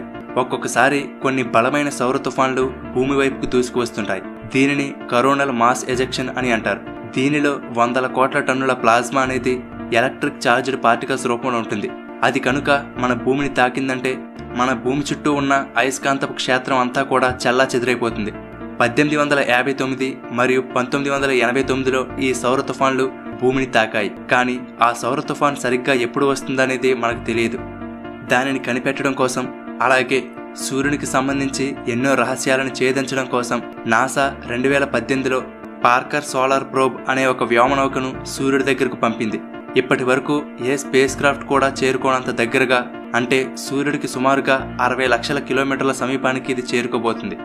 ఇప్పుడు పంపిన పార్కర్ సోలార్ ప్రోబ్ అనేది వచ్చే సౌర తుఫాన్లను ఆపదు. కానీ ఇటువంటి ప్రమాదం ఏదైనా రాబోతుంటే ముందుగానే మనల్ని హెచ్చరిస్తుంది. దాంతో జరగబోయే నష్టాన్ని చాలా వరకు తగ్గించవచ్చు. అంతేకాదు, సూర్యుడి ఉపరితలం మీద సుమారుగా 5,500 డిగ్రీల సెల్సియస్ టెంపరేచర్ ఉంటుంది. కానీ సూర్యుని ఉపరితలం నుండి 8 లక్షల కిలోమీటర్ల దూరంలో కరోనా అనే ఒక లేయర్ ఉంటుంది. ఈ కరోనా దగ్గర టెంపరేచర్ 5 లక్షల డిగ్రీల కన్నా ఎక్కువగా ఉంటుంది. సూర్యుడి కన్నా దూరంగా ఉన్న ప్రాంతంలో వేడి ఎక్కువగా ఉండడం ఏంటో ఇప్పటికీ శాస్త్రవేత్తలకు అర్థం కావడం లేదు. ఈ రహస్యాన్ని కూడా ఈ పార్కర్ సోలార్ ప్రోబ్ ఛేదించబోతుంది. అంత వేడిని తట్టుకోవడం కోసం ఈ స్పేస్ క్రాఫ్ట్ ముందు ఒక హైటెక్ షీల్డ్ని ఏర్పాటు చేశారు. ఇది సూర్యుడి నుండి వచ్చే హీట్ మరియు రేడియేషన్ నుండి ఈ పార్కర్ సోలార్ ప్రోబ్ని కాపాడుతుంది. ఈ షీల్డ్ వెనకాల ఉన్న మిషన్కి ఇక్కడ మన రూమ్లో ఎంత టెంపరేచర్ ఉంటుందో అంతే టెంపరేచర్ ఉండేలా ఈ షీల్డ్ కాపాడుతుంది. అయితే మనం సూర్యుడికి ఉన్న అసలైన పవర్ చూడాలంటే అది సూర్యగ్రహణ సమయంలోనే తెలుస్తుంది. అలాగని గ్రహణం సమయంలో డైరెక్ట్గా సూర్యుని చూడడానికి ప్రయత్నించకండి. శాశ్వతంగా కంటి చూపు పోయే ప్రమాదం ఉంది. గ్రహణ సమయంలో చంద్రుడు సూర్యుని పూర్తిగా మూసివేసిన తర్వాత అప్పుడు సూర్యుడి చుట్టూ ఉన్న కరోనా అలాగే సూర్యుడి నుండి విడుదలవుతున్న ఎనర్జీ అనేది కనబడుతుంది. సూర్యుడి నుండి నిరంతరం ఎనర్జీ ఎలా విడుదలవుతుందో ఇక్కడ చూడవచ్చు. అయితే దీని మీద పరిశోధనలు చేయడం కోసం ప్రతిరోజు గ్రహణం రాదు కాబట్టి శాస్త్రవేత్తలు కెమెరాకు ఎదురుగా ఒక డిస్క్ని అడ్డంగా పెట్టడం వల్ల కృత్రిమంగా గ్రహణం ఏర్పాటు చేయగలిగారు. దానితో సూర్యుని చుట్టూ వచ్చే ఎనర్జీ మీద కరోనా మీద నిరంతరం పరిశోధనలు చేయగలుగుతున్నారు. మరి సూర్యుడి కోర్లో ఇంత ఎనర్జీ విడుదలవుతుంటే సూర్యుడు పేలిపోవాలి కదా అనే అనుమానం కలుగుతుంది. కారణం అక్కడ అద్భుతమైన బ్యాలెన్సింగ్ జరుగుతుంది. కోర్లో విడుదలైన ఎనర్జీ వల్ల సూర్యుడు ఎక్స్పాండ్ అవ్వడానికి ప్రయత్నిస్తుంటే సూర్యుడికి ఉన్న గ్రావిటేషనల్ ఫోర్స్ అనేది సూర్యుడిని దగ్గరకు నొక్కిపెట్టి ఉంచుతుంది. ఈ 2 ఫోర్సులు సమానంగా పనిచేయడం వల్ల సూర్యుడు అలా స్థిరంగా ఉండగలుగుతున్నాడు. సరే, ఇక సూర్యుడు ఎలా అంతరించబోతున్నాడో ఇప్పుడు చూద్దాం. ఇప్పటికే సూర్యుడు 460 కోట్ల సంవత్సరాల నుండి మండుతూనే ఉన్నాడు. మరొక 500 కోట్ల సంవత్సరాల తరువాత సూర్యుడిలో ఉన్న హైడ్రోజన్ అంతా అయిపోతుంది. దానివల్ల సూర్యునిలో ఉన్న మాస్ అనేది తగ్గి గ్రావిటేషనల్ ఫోర్స్ కూడా తగ్గిపోతుంది. దాంతో మనం ముందు చెప్పుకున్న బ్యాలెన్స్ అనేది తప్పుతుంది. అంటే ఇప్పటి వరకు సూర్యుడిని నొక్కిపెట్టి ఉంచిన గ్రావిటీ అనేది తగ్గడంతో సూర్యుడి సైజ్ అనేది పెరిగిపోతూ ఒక రెడ్ జైంట్ స్టార్గా మారిపోతాడు. అయితే సూర్యుని సైజ్ పెరిగిపోవడంతో మెల్లగా ఒక్కొక్క గ్రహం సూర్యునిలో కలిసిపోతుంది. ముందు బుధుడు, తరువాత శుక్రుడు, ఆ తరువాత మన భూమి. అయితే మనం ముందు చెప్పుకున్నట్లుగా సూర్యుని గ్రావిటేషనల్ ఫోర్స్ తగ్గిపోతుంది కాబట్టి దూరంగా ఉన్న గ్రహాల మీద ఇక సూర్యుడికి పట్టు ఉండదు. దాంతో దూరంగా ఉన్న గ్రహాలు ఎటు పడితే అటు వెళ్ళిపోతాయి. కానీ ఇదంతా జరగడానికి మరొక 700 కోట్ల సంవత్సరాల సమయం పడుతుంది. చివరికి సూర్యునిలోని న్యూక్లియర్ ఫ్యూజన్ ప్రక్రియ ఆగిపోవడంతో సూర్యుని పైన ఉండే అన్ని పొరలు కూడా విశ్వంలో కలిసిపోయి చివరికి మధ్యలోని కోర్ ఒక్కటే ఉంటుంది. దీనినే వైట్ డ్వార్ఫ్ అని అంటారు. ఇది మెల్లమెల్లగా చల్లబడి ఎటువంటి కాంతి లేకపోవడంతో ఎవరికీ కనపడకుండా విశ్వపు చీకట్లో కలిసిపోతుంది. అలా కొన్ని కోట్ల సంవత్సరాల పాటు మన సౌర కుటుంబాన్ని పెంచి పోషించిన సూర్యుని శకం ముగిసిపోతుంది. చివరగా చూడడానికి కాంతి, బ్రతకడానికి కావలసిన శక్తి, వేడి అంతా కూడా ఆ సూర్యుడి నుండే వస్తుంది. మొక్కలు పెరుగుతున్నాయన్నా, వర్షాలు పడుతున్నాయన్నా, అంతెందుకు ఈ భూమి మీద వాతావరణం అంతా కూడా ఒక క్రమ పద్ధతిలో నడుస్తుంది అంటే దానికి కారణం ఆ సూర్యుడు. నిజం చెప్పాలంటే మనమే కాదు, ఈ భూమి మీద ప్రతి జీవరాశి కూడా ఆ సూర్యుని దయ మీదే బ్రతుకుతుంది. అందుకే ప్రపంచంలో పూర్వకాలం నుండి ఈజిప్ట్, రోమన్ ఇలా ఏ చరిత్ర తీసుకున్నా ముఖ్యంగా మన దేశంలో సూర్యుని దేవునిలా ఆరాధిస్తారు. అలాంటి సూర్యుడికి ఉదయమే లేచి ఒక నమస్కారం చేస్తే ఎటువంటి తప్పు లేదు. ది జర్నీ ఆఫ్ ద యూనివర్స్లో భాగంగా మనం విశ్వం పుట్టుక, పరిణామం, విశ్వం ఎంత పెద్దది, మన సూర్యుడు ఎలా ఏర్పడ్డాడో తెలుసుకున్నాం. ఈ ఎపిసోడ్లో మన సోలార్ సిస్టంలోని గ్రహాలు ఒక్కొక్క దాని గురించి, మన భూమిలా వేరే గ్రహం మీద జీవం ఎందుకు లేదు, మన భూమి మీద కాబట్టి ఎంత ప్రశాంతంగా ఉన్నాం, కానీ అదే వేరే గ్రహాల మీద వాతావరణం ఎంత భయంకరంగా ఉంటుంది, మన భూమి కాకుండా మన సోలార్ సిస్టంలో మరేదైనా గ్రహంలో నివసించగలమా, ఇలా ఎన్నో ఇంట్రెస్టింగ్ విషయాలు ఈ వీడియోలో తెలుసుకుందాం. 450 కోట్ల సంవత్సరాల క్రితం నెబ్యులాలోని సుమారుగా 99% గ్యాస్ అంతా కలిసి ఒక చోట చేరి సూర్యుడిలా మారితే మిగిలిన 1% మాత్రం ఇన్ని గ్రహాలుగా, ఉపగ్రహాలుగా తయారయ్యాయి. ఈ సోలార్ సిస్టంలోని ఒక్కొక్క గ్రహానికి మన ప్రయాణం మొదలు పెడదాం. ముందుగా మెర్క్యూరీ అంటే బుధుడు. ఇది మన సూర్య కుటుంబంలోని అతి చిన్న గ్రహం. సుమారుగా మన చంద్రుడంత సైజు ఉంటుంది. సూర్యుడికి కేవలం 5,80,00,000 కిలోమీటర్ల దూరంలో ఉండే దీని కోర్ 70% ఐరన్తో నిండి ఉంటుంది. ఈ మెర్క్యూరీ తన చుట్టూ తాను చాలా స్లోగా తిరుగుతుంది. ఎంత అంటే బుధుడి మీద ఒక రోజు గడవాలంటే మన భూమి మీద సుమారుగా 59 రోజులు పూర్తవ్వాలి. కానీ సూర్యునికి దగ్గరగా ఉండడం వల్ల సూర్యుని చుట్టూ తిరగడానికి 88 రోజులు మాత్రమే పడుతుంది. అంటే సుమారుగా బుధుడి మీద ఒక రోజు గడిచేసరికి 1 సంవత్సరం పూర్తిగా వస్తుంది. సూర్యుడికి బాగా దగ్గరగా ఉండడం వల్ల ఇక్కడ ఉష్ణోగ్రత 800 డిగ్రీల ఫారెన్హీట్స్ ఉంటుంది. అయినా కానీ కొన్ని ప్రదేశాల్లో శాస్త్రవేత్తలు మంచును కూడా కనుగొన్నారు. అయితే మన భూమికి చంద్రుడు ఉన్నట్టుగా బుధుడికి ఎటువంటి ఉపగ్రహాలు లేవు. రెండవ గ్రహం వీనస్ అంటే శుక్రుడు. సూర్యుడికి 10,80,00,000 కిలోమీటర్ల దూరంలో ఉండే ఈ వీనస్, మన భూమి, ఈ రెండూ కూడా ఒకే సైజులో ఉంటాయి. అందుకే దీనిని మన భూమికి ట్విన్ సిస్టర్ అని అంటారు. కానీ దీని మీద వాతావరణం మాత్రం మన భూమికి పూర్తి విరుద్ధంగా ఉంటుంది. నరకం అనే ప్రాంతం ఉంది అంటే అది శుక్రగ్రహమే. కనీసం సూర్యుని కాంతి కూడా దీని ఉపరితలం మీద పడనంతగా ఈ గ్రహం మొత్తం కార్బన్ డైఆక్సైడ్తో నిండిపోయి ఉంటుంది. ఈ గ్రహం అంతా కూడా అగ్నిపర్వతాలతో నిండి ఉండి అవి నిరంతరం పేలుతూ ఉంటాయి. ఇక్కడ పగలు రాత్రి అని సంబంధం లేకుండా ఎల్లప్పుడూ 900 డిగ్రీల ఫారెన్హీట్ టెంపరేచర్ ఉంటుంది. అంతేకాదు, మొత్తం సోలార్ సిస్టంలోనే అత్యంత వేడిగా ఉండే గ్రహం ఇది. ఇక్కడ మేఘాలన్నీ కూడా సల్ఫ్యూరిక్ యాసిడ్తో నిండిపోయి ఉంటాయి. మనకు తెలుసు, అత్యంత పవర్ఫుల్ యాసిడ్స్లో సల్ఫ్యూరిక్ యాసిడ్ కూడా ఒకటి. ఈ శుక్రగ్రహం మీద ఈ యాసిడ్ అనేది వర్షంగా పడుతుంది. మనకు తెలియడం లేదు కానీ ఎప్పుడూ కూడా మన శరీరం మీద ఒక చదరపు అంగుళం ప్రాంతంలో 15 పౌండ్ల అట్మాస్ఫియరిక్ ప్రెజర్ అనేది మన మీద పడుతూ ఉంటుంది. కానీ అదే శుక్రగ్రహం మీద 1500 పౌండ్ల అట్మాస్ఫియరిక్ ప్రెజర్ ఉంటుంది. ఒకవేళ ఎవరైనా అక్కడికి వెళ్తే ఆ ప్రెజర్కి గుడ్డు చితికినట్టుగా చితికిపోతారు. ఆ విధంగా ఈ గ్రహం అంతా కూడా లావా ప్రవహిస్తూ విషపూరితమైన వాయువులతో నిండిపోయి జీవం ఏర్పడడానికి అవకాశమే లేకుండా ఉంటుంది. అంతేకాదు, అన్ని గ్రహాలు ఒకవైపుకు తిరుగుతుంటే వీనస్ మాత్రం వాటికి వ్యతిరేక దిశలో వెనక్కి తిరుగుతుంటుంది. అందుకే ఇక్కడ మాత్రం సూర్యుడు పడమరన ఉదయించి తూర్పున అస్తమిస్తాడు. అలాగే వీనస్ తన చుట్టూ తాను నెమ్మదిగా తిరుగుతుంది. వీనస్ తన చుట్టూ తాను ఒకసారి తిరగడానికి 243 రోజులు పడుతుంది. కానీ సూర్యుని చుట్టూ తిరగడానికి 225 రోజుల సమయం పడుతుంది. అంటే ఇక్కడ ఒక సంవత్సరం కన్నా కూడా రోజే పెద్దది. వీనస్కు కూడా ఎటువంటి ఉపగ్రహాలు లేవు. నెక్స్ట్, భూమి. అసలు మన భూమి ఎలా ఏర్పడింది, 450 కోట్ల సంవత్సరాల నుండి ఎలా పరిణామం చెందుతూ వచ్చింది, భూమి మీద మొట్టమొదటి జీవం ఎలా ప్రాణం పోసుకుంది వంటి విషయాలన్నీ తరువాతి ఎపిసోడ్లో కంప్లీట్గా తెలుసుకుందాం. కాబట్టి ప్రస్తుతానికి మన భూమిని స్కిప్ చేస్తున్నాను. తరువాత మార్స్. మన సూర్య కుటుంబంలో మన భూమి కాకుండా మనం బ్రతకడానికి కొద్దిగా అవకాశం ఉన్న గ్రహం ఇదొకటే. ఇది భూమి సైజులో సగం ఉంటుంది. ఇక్కడిలాగే వాతావరణం, ఋతువులు ఉంటాయి. ఇది ఒక్కసారి సూర్యుని చుట్టూ తిరిగి రావడానికి 687 రోజుల సమయం పడుతుంది. అంటే ఇక్కడ సంవత్సరానికి 687 రోజులు అన్నమాట. దీనిని రెడ్ ప్లానెట్ అని కూడా అంటారు. ఎందుకంటే ఇక్కడ అంతా కూడా తుప్పులా పట్టి ఎటు చూసినా రెడ్ కలర్లో ఉంటుంది. మనం భూమి మీద నుండి ఆకాశంలోకి చూస్తే మనకు ఆకాశం బ్లూ కలర్లో కనపడుతుంది. కానీ మార్స్ మీద నిల్చుని చూస్తే అక్కడి ఆకాశం పింక్, రెడ్ కలర్లో కనిపిస్తుంది. మనం జీవనం సాగించాలంటే ముందు గాలి, నీరు అవసరం. అందుకే ఈ మార్స్ మీద ఎప్పటి నుండో నీటి ఆనవాళ్ల కోసం శాస్త్రవేత్తలు వెతుకుతున్నారు. ధృవాల దగ్గర నీరు ఉండే అవకాశం ఉంటుంది. దానికోసం శాస్త్రవేత్తలు 2011లో క్యూరియాసిటీ రోవర్ని మార్స్ మీదకి పంపారు. అది మార్స్ మీద తిరుగుతూ అక్కడి పరిస్థితులను ఎప్పటికప్పుడు మనకు అందిస్తుంది. మార్స్ మీద ఒకప్పుడు నీరు ప్రవహించిన ఆనవాళ్లను శాస్త్రవేత్తలు గుర్తించారు. మన భూమి మీద ఉన్న అమెజాన్ నది కన్నా 100 రెట్లు పెద్దదైన ఒక నది ప్రవహించి ఉంటుందని ఆ ఆనవాళ్లను బట్టి అర్థమవుతుంది. అంతేకాదు, ఈ మార్స్ మీద ఉన్న ఒలింపస్ మౌంట్స్ అనే ఒక అగ్నిపర్వతం అయితే 25 కిలోమీటర్లు ఎత్తుంటుందట. అంటే మన భూమి మీద ఉన్న ఎవరెస్ట్ కన్నా కూడా 3 రెట్లు పెద్దది. మార్స్కి 2 ఉపగ్రహాలున్నాయి. మార్స్ మీద 95% కార్బన్ డైఆక్సైడ్ ఉంటుంది. అలాగే భూమికి ఉన్నట్లుగా ఓజోన్ లేయర్ లేదు. కాబట్టి సూర్యుడి నుండి వచ్చే యూవీ రేస్ అనేవి చాలా ప్రమాదకరం. కాకపోతే కొన్ని పరికరాల సహాయంతో మనం మార్స్ మీద జీవనం సాగించవచ్చని శాస్త్రవేత్తలు అంటున్నారు. బహుశా భవిష్యత్తులో ఇదే మనకు మరొక నివాసం కావచ్చు. కానీ ఏది ఏమైనా, ఎక్కడికి వెళ్ళినా మనం భూమి మీద బతికినంత స్వేచ్ఛగా జీవించలేము. ఎక్కడికో వెళ్ళడం కన్నా మనం ఉన్న భూమిని నాశనం చేయకుండా జాగ్రత్తగా కాపాడుకుంటే అదే చాలు. జూపిటర్ అంటే గురుగ్రహం. దీనిని కింగ్ ఆఫ్ ద ప్లానెట్ అని అంటారు. మిగిలిన అన్ని గ్రహాలను కలిపినా కూడా వాటికన్నా ఈ జూపిటర్ పెద్దగా ఉంటుంది.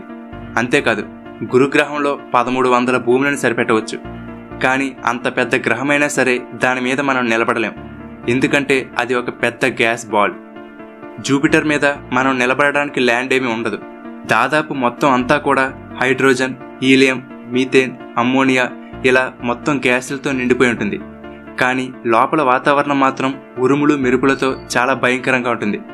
ఇంకా క్రిందకు మధ్యలోకి వెళ్తే లిక్విడ్ మెటాలిక్ హైడ్రోజన్ ఉంటుంది.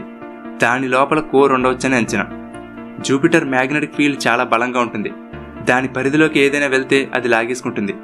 అలా మన భూమి మీదకి రావాల్సిన ఎన్నో ఆస్ట్రాయిడ్స్ని తనలోకి లాగేసుకుని మనల్ని కాపాడుతుంది. అందుకే ఈ జూపిటర్ని సోలార్ వ్యాక్యూమ్ క్లీనర్ అని అంటారు. గురుగ్రహం మీద ఒక రెడ్ కలర్లో ఒక పెద్ద మచ్చ కనబడుతుంది. అది అక్కడ ఏర్పడిన ఒక తుఫాన్. ఆ తుఫాన్ సుమారుగా 400 సంవత్సరాల నుండి అలా తిరుగుతూనే ఉంది. ఆ రెడ్ స్పాట్ పరిమాణం మన భూమి కన్నా 2 రెట్లు పెద్దగా ఉంటుంది. మన భూమికి చంద్రుడు ఒకటే ఉపగ్రహం. అలాంటిది జూపిటర్కి నాసా ప్రకారం 79 ఉపగ్రహాలున్నాయి.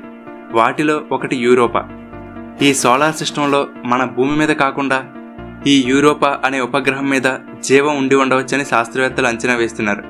ఎందుకంటే ఈ ఉపగ్రహం అంతా కూడా మంచుతో నిండిపోయి ఉంటుంది. ఈ మంచు కింద సముద్రాలు ఉండి వాటిలో ఏవైనా జలచరాలు బ్రతికుండే అవకాశం ఉంది. జూపిటర్ తన చుట్టూ తాను చాలా వేగంగా తిరుగుతుంది.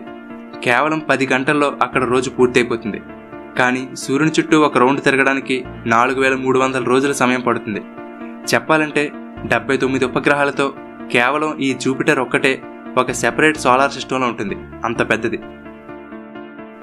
శాటర్న్ సూర్య కుటుంబంలో చూడడానికి అందంగా ఉండే గ్రహం ఇది. జూపిటర్ తర్వాత అతిపెద్ద గ్రహం ఈ శాటర్న్. కానీ అతి తేలికైన గ్రహం కూడా ఇదే. ఉదాహరణకి ఈ శాటర్న్ పట్టేంత పెద్ద నీటి తొట్టెలో ఈ గ్రహాన్ని వేస్తే అది ఆ నీటిలో తేలుతుంది. ఈ గ్రహానికి సాంద్రత చాలా తక్కువగా ఉండడమే దీనికి కారణం.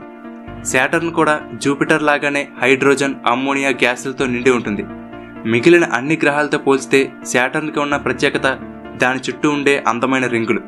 ఇంతకీ ఆ రింగులు ఏంటంటే కొన్ని కోట్ల సంఖ్యలో ఒక ఇసుక రేణు అంత సైజు నుండి 2 అంతస్తుల బిల్డింగ్ అంత సైజు ఉండే ఐస్ పార్టికల్స్ మరియు రాళ్లు అన్నీ కలిసి ఇలా శాటర్న్ చుట్టూ తిరుగుతూ ఉంటాయి. కొన్ని మిలియన్ సంవత్సరాలకి ఇవన్నీ కలిసిపోయి మరొక ఉపగ్రహంగా మారిపోయే అవకాశం ఉందట. ఆ తర్వాత శాటర్న్కి రింగ్స్ ఉండవు. శాటర్న్ చుట్టూ 62 ఉపగ్రహాలు తిరుగుతున్నాయి. శాటర్న్ సూర్యుని చుట్టూ ఒకసారి తిరగడానికి 10,760 రోజుల సమయం పడుతుంది. యురేనస్ సూర్య కుటుంబంలో 7వ గ్రహం ఇది. ఇది సూర్యుని నుండి 290 కోట్ల కిలోమీటర్ల దూరంలో ఉంటుంది. యురేనస్ సూర్యుని చుట్టూ ఒకసారి తిరగడానికి 30,687 రోజుల సమయం పడుతుంది. ఈ గ్రహం అంతా కూడా ఐస్తో నిండిపోయిన ఒక పెద్ద గోళం. మిగిలిన గ్రహాలతో పోల్చితే దీనికి ఉన్న ప్రత్యేకత ఏమిటంటే అన్ని గ్రహాలు అడ్డంగా తిరుగుతూ ఉంటే యురేనస్ మాత్రం 98 డిగ్రీలు పక్కకి వంగి నిలువుగా తిరుగుతుంది. ఇది ఇలా పక్కకు వంగి ఉండడానికి కారణం కొన్ని కోట్ల సంవత్సరాల క్రితం ఒక పెద్ద ఆస్ట్రాయిడ్ గాని మరేదైనా ఆబ్జెక్ట్ దీనిని బలంగా గుద్దడం వలన ఇలా జరిగి ఉండవచ్చని శాస్త్రవేత్తలు అంటున్నారు. శాటర్న్కి ఉన్నట్టుగా దీనికి కూడా రింగ్స్ ఉంటాయి. కానీ ఇవి చాలా తక్కువ సైజులో ఉంటాయి. దీని మీద ఉష్ణోగ్రత -355 డిగ్రీల ఫారెన్హీట్స్ ఉంటుంది. నెప్ట్యూన్ సోలార్ సిస్టంలో చిట్ట చివరి 8వ గ్రహం ఇది. ఇది సూర్యునికి 450 కోట్ల కిలోమీటర్ల దూరంలో ఉంటుంది. మన భూమి మీద సూర్యకాంతి పడడానికి 8 నిమిషాల 20 సెకండ్ల సమయం పడుతుంది కదా. కానీ ఈ నెప్ట్యూన్కి సూర్యకాంతి చేరుకోవడానికి 250 నిమిషాల సమయం పడుతుంది. అంటే 4 గంటల పైనే. దీనిని బట్టి ఎంత దూరంలో ఉంటుందో అర్థం చేసుకోవచ్చు. ఇది సూర్యుని చుట్టూ ఒకసారి తిరిగి రావడానికి సుమారుగా 60,000 రోజులు పడుతుంది. ఈ గ్రహం మీద గంటకి 2,000 కిలోమీటర్ల వేగంతో భయంకరమైన గాలులు వీస్తూ ఉంటాయి. అక్కడి వాతావరణంలో ఎక్కువగా మీథేన్ ఉండడం వల్ల నెప్ట్యూన్ చూడడానికి బాగా బ్లూ కలర్లో ఉంటుంది. దీనికి 14 ఉపగ్రహాలున్నాయి. ఇక్కడ విచిత్రమైన విషయం ఏమిటంటే మనం ముందు చెప్పుకున్న యురేనస్ మరియు ఈ నెప్ట్యూన్ గ్రహాల మీద ఉన్న వాతావరణం కారణంగా ఇక్కడ వజ్రాల వర్షం కురుస్తుందట. ఇవి మన సోలార్ సిస్టంలోని గ్రహాలు. కాకపోతే ఒకప్పటి వరకు మన సూర్య కుటుంబంలో ప్లూటోతో కలిపి 9 గ్రహాలు ఉండేవని చదువుకునేవాళ్ళం. కానీ 2006లో ఇంటర్నేషనల్ ఆస్ట్రోనామికల్ యూనియన్ వాళ్ళు ప్లూటోకి గ్రహానికి ఉండవలసిన క్వాలిటీస్ లేవని గ్రహాల జాబితా నుండి తొలగించి ప్లూటోని డ్వార్ఫ్ ప్లానెట్గా అంటే మరుగుజ్జు గ్రహంగా ప్రకటించింది. కానీ ఆ సమయంలో ప్లూటోని గ్రహాల జాబితా నుండి తొలగించవద్దని కొన్ని ఉద్యమాలు కూడా జరిగాయి. ప్లూటో లాంటి డ్వార్ఫ్ ప్లానెట్స్ మన సూర్య కుటుంబంలో చాలా ఉన్నాయి. సూర్య కుటుంబం అంటే కేవలం 8 గ్రహాలే కాదు. మార్స్కి జూపిటర్కి మధ్యలో ఆస్ట్రాయిడ్ బెల్ట్ ఉంటుంది. అలాగే నెప్ట్యూన్కి బయట కైపర్ బెల్ట్ ఉంటుంది. వీటిలో కొన్ని కోట్ల సంఖ్యలో ఆస్ట్రాయిడ్స్ మరియు తోకచుక్కలు తిరుగుతూ ఉంటాయి. ఇవన్నీ దగ్గరగా ఉన్నట్టు కనిపిస్తాయి, కానీ ఒక్కొక్కదానికి మధ్య సుమారుగా 10 లక్షల కిలోమీటర్ల దూరం ఉంటుంది. ఈ 8 గ్రహాలలో మెర్క్యూరీ, వీనస్, మార్స్, జూపిటర్ మరియు శాటర్న్ ఈ 5 గ్రహాలను మనం ఎటువంటి టెలిస్కోప్ లేకుండా కూడా చూడవచ్చు. కాకపోతే ఎప్పుడు పడితే అప్పుడు చూడలేం. కొన్ని సమయాల్లో అది కూడా మనం ఉన్న ప్రాంతాన్ని బట్టి కొన్ని సందర్భాల్లో మాత్రమే చూడగలం. వీటిని గుర్తించడం ఎలా అంటే ఇవి చూడడానికి చుక్కల్లాగానే ఉన్నా కానీ ఇవి మెల్లగా కదులుతూ ఉంటాయి. ఇది ఫ్రెండ్స్ మన సోలార్ సిస్టమ్ గురించి. తరువాతి ఎపిసోడ్లో మన భూమి ఎలా ఏర్పడింది, మొట్టమొదటి జీవం ఎలా ఆవిర్భవించిందో వివరంగా తెలుసుకుందాం. జర్నీ ఆఫ్ ద యూనివర్స్లో భాగంగా బిగ్ బ్యాంగ్ నుండి సోలార్ సిస్టమ్ ఏర్పడడం వరకు చేరుకున్నాం. ఈ వీడియోలో అసలు మన భూమి ఎలా ఏర్పడింది, మొదట్లో మన భూమి ఎలా ఉండేది, భూమి మీద మొట్టమొదటి జీవం ఏర్పడడం, ఇలా ఎన్నో ఇంట్రెస్టింగ్ విషయాలు ఈ వీడియోలో తెలుసుకుందాం. సూర్యుడు ఏర్పడిన తరువాత మిగిలిపోయిన గ్యాస్, రాళ్ళు అన్నీ కలిసి గ్రావిటేషనల్ ఫోర్స్ వలన దగ్గరకు చేరుకుని ఒక మండుతున్న గోళం తయారైంది. అదే మన భూమి. మొదట్లో మన భూమి కూడా విపరీతమైన ఉష్ణోగ్రతలతో ఎక్కడ చూసినా లావా ప్రవహిస్తూ ఒక నరకంలాగానే ఉండేది. ఆ సమయంలో భూమి తన చుట్టూ తను చాలా వేగంగా తిరిగేది. ఎంత అంటే అప్పుడు రోజుకి 6 గంటలు మాత్రమే ఉండేవి. అయితే ఆ సమయంలో మార్స్ గ్రహం అంత పెద్దగా ఉన్న ఒక గ్రహం వచ్చి బలంగా భూమిని ఢీకొట్టడంతో భూమి మీద కొంత భాగం చెల్లాచెదురైపోయింది. అలా చెల్లాచెదురైన శకలాలన్నీ కలిసి దగ్గరకు చేరుకుని మనకు ఇప్పుడున్న చంద్రుడు తయారయ్యాడు. చంద్రుడు ఏర్పడిన మొదట్లో మన భూమికి చాలా దగ్గరగా కేవలం 22,000 కిలోమీటర్ల దూరంలో ఉండేవాడు.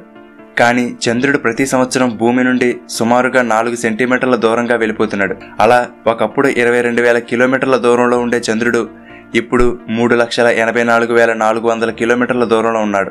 అలా కొన్ని కోట్ల సంవత్సరాలకి చంద్రుడు మన భూమి ఆకర్షణ పరిధి నుండి దాటి విడిపోయి సూర్యుని చుట్టూ ఒక గ్రహంలా తిరిగే అవకాశం ఉందట. అంతేకాదు, అప్పటి వరకు కూడా మన భూమి స్ట్రైట్గానే ఉండి తిరిగేది.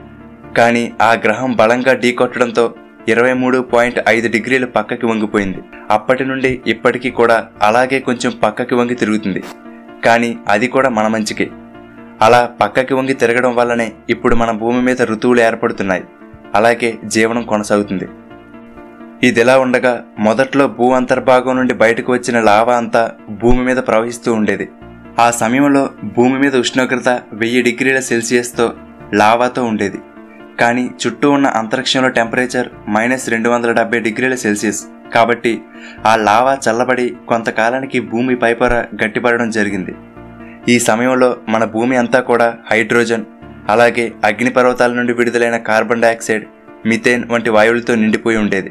సరే, ఇప్పుడు ఒక జీవం ఏర్పడాలంటే కావలసింది నీరు. కానీ అప్పటికింకా భూమి మీద నీరు లేదు.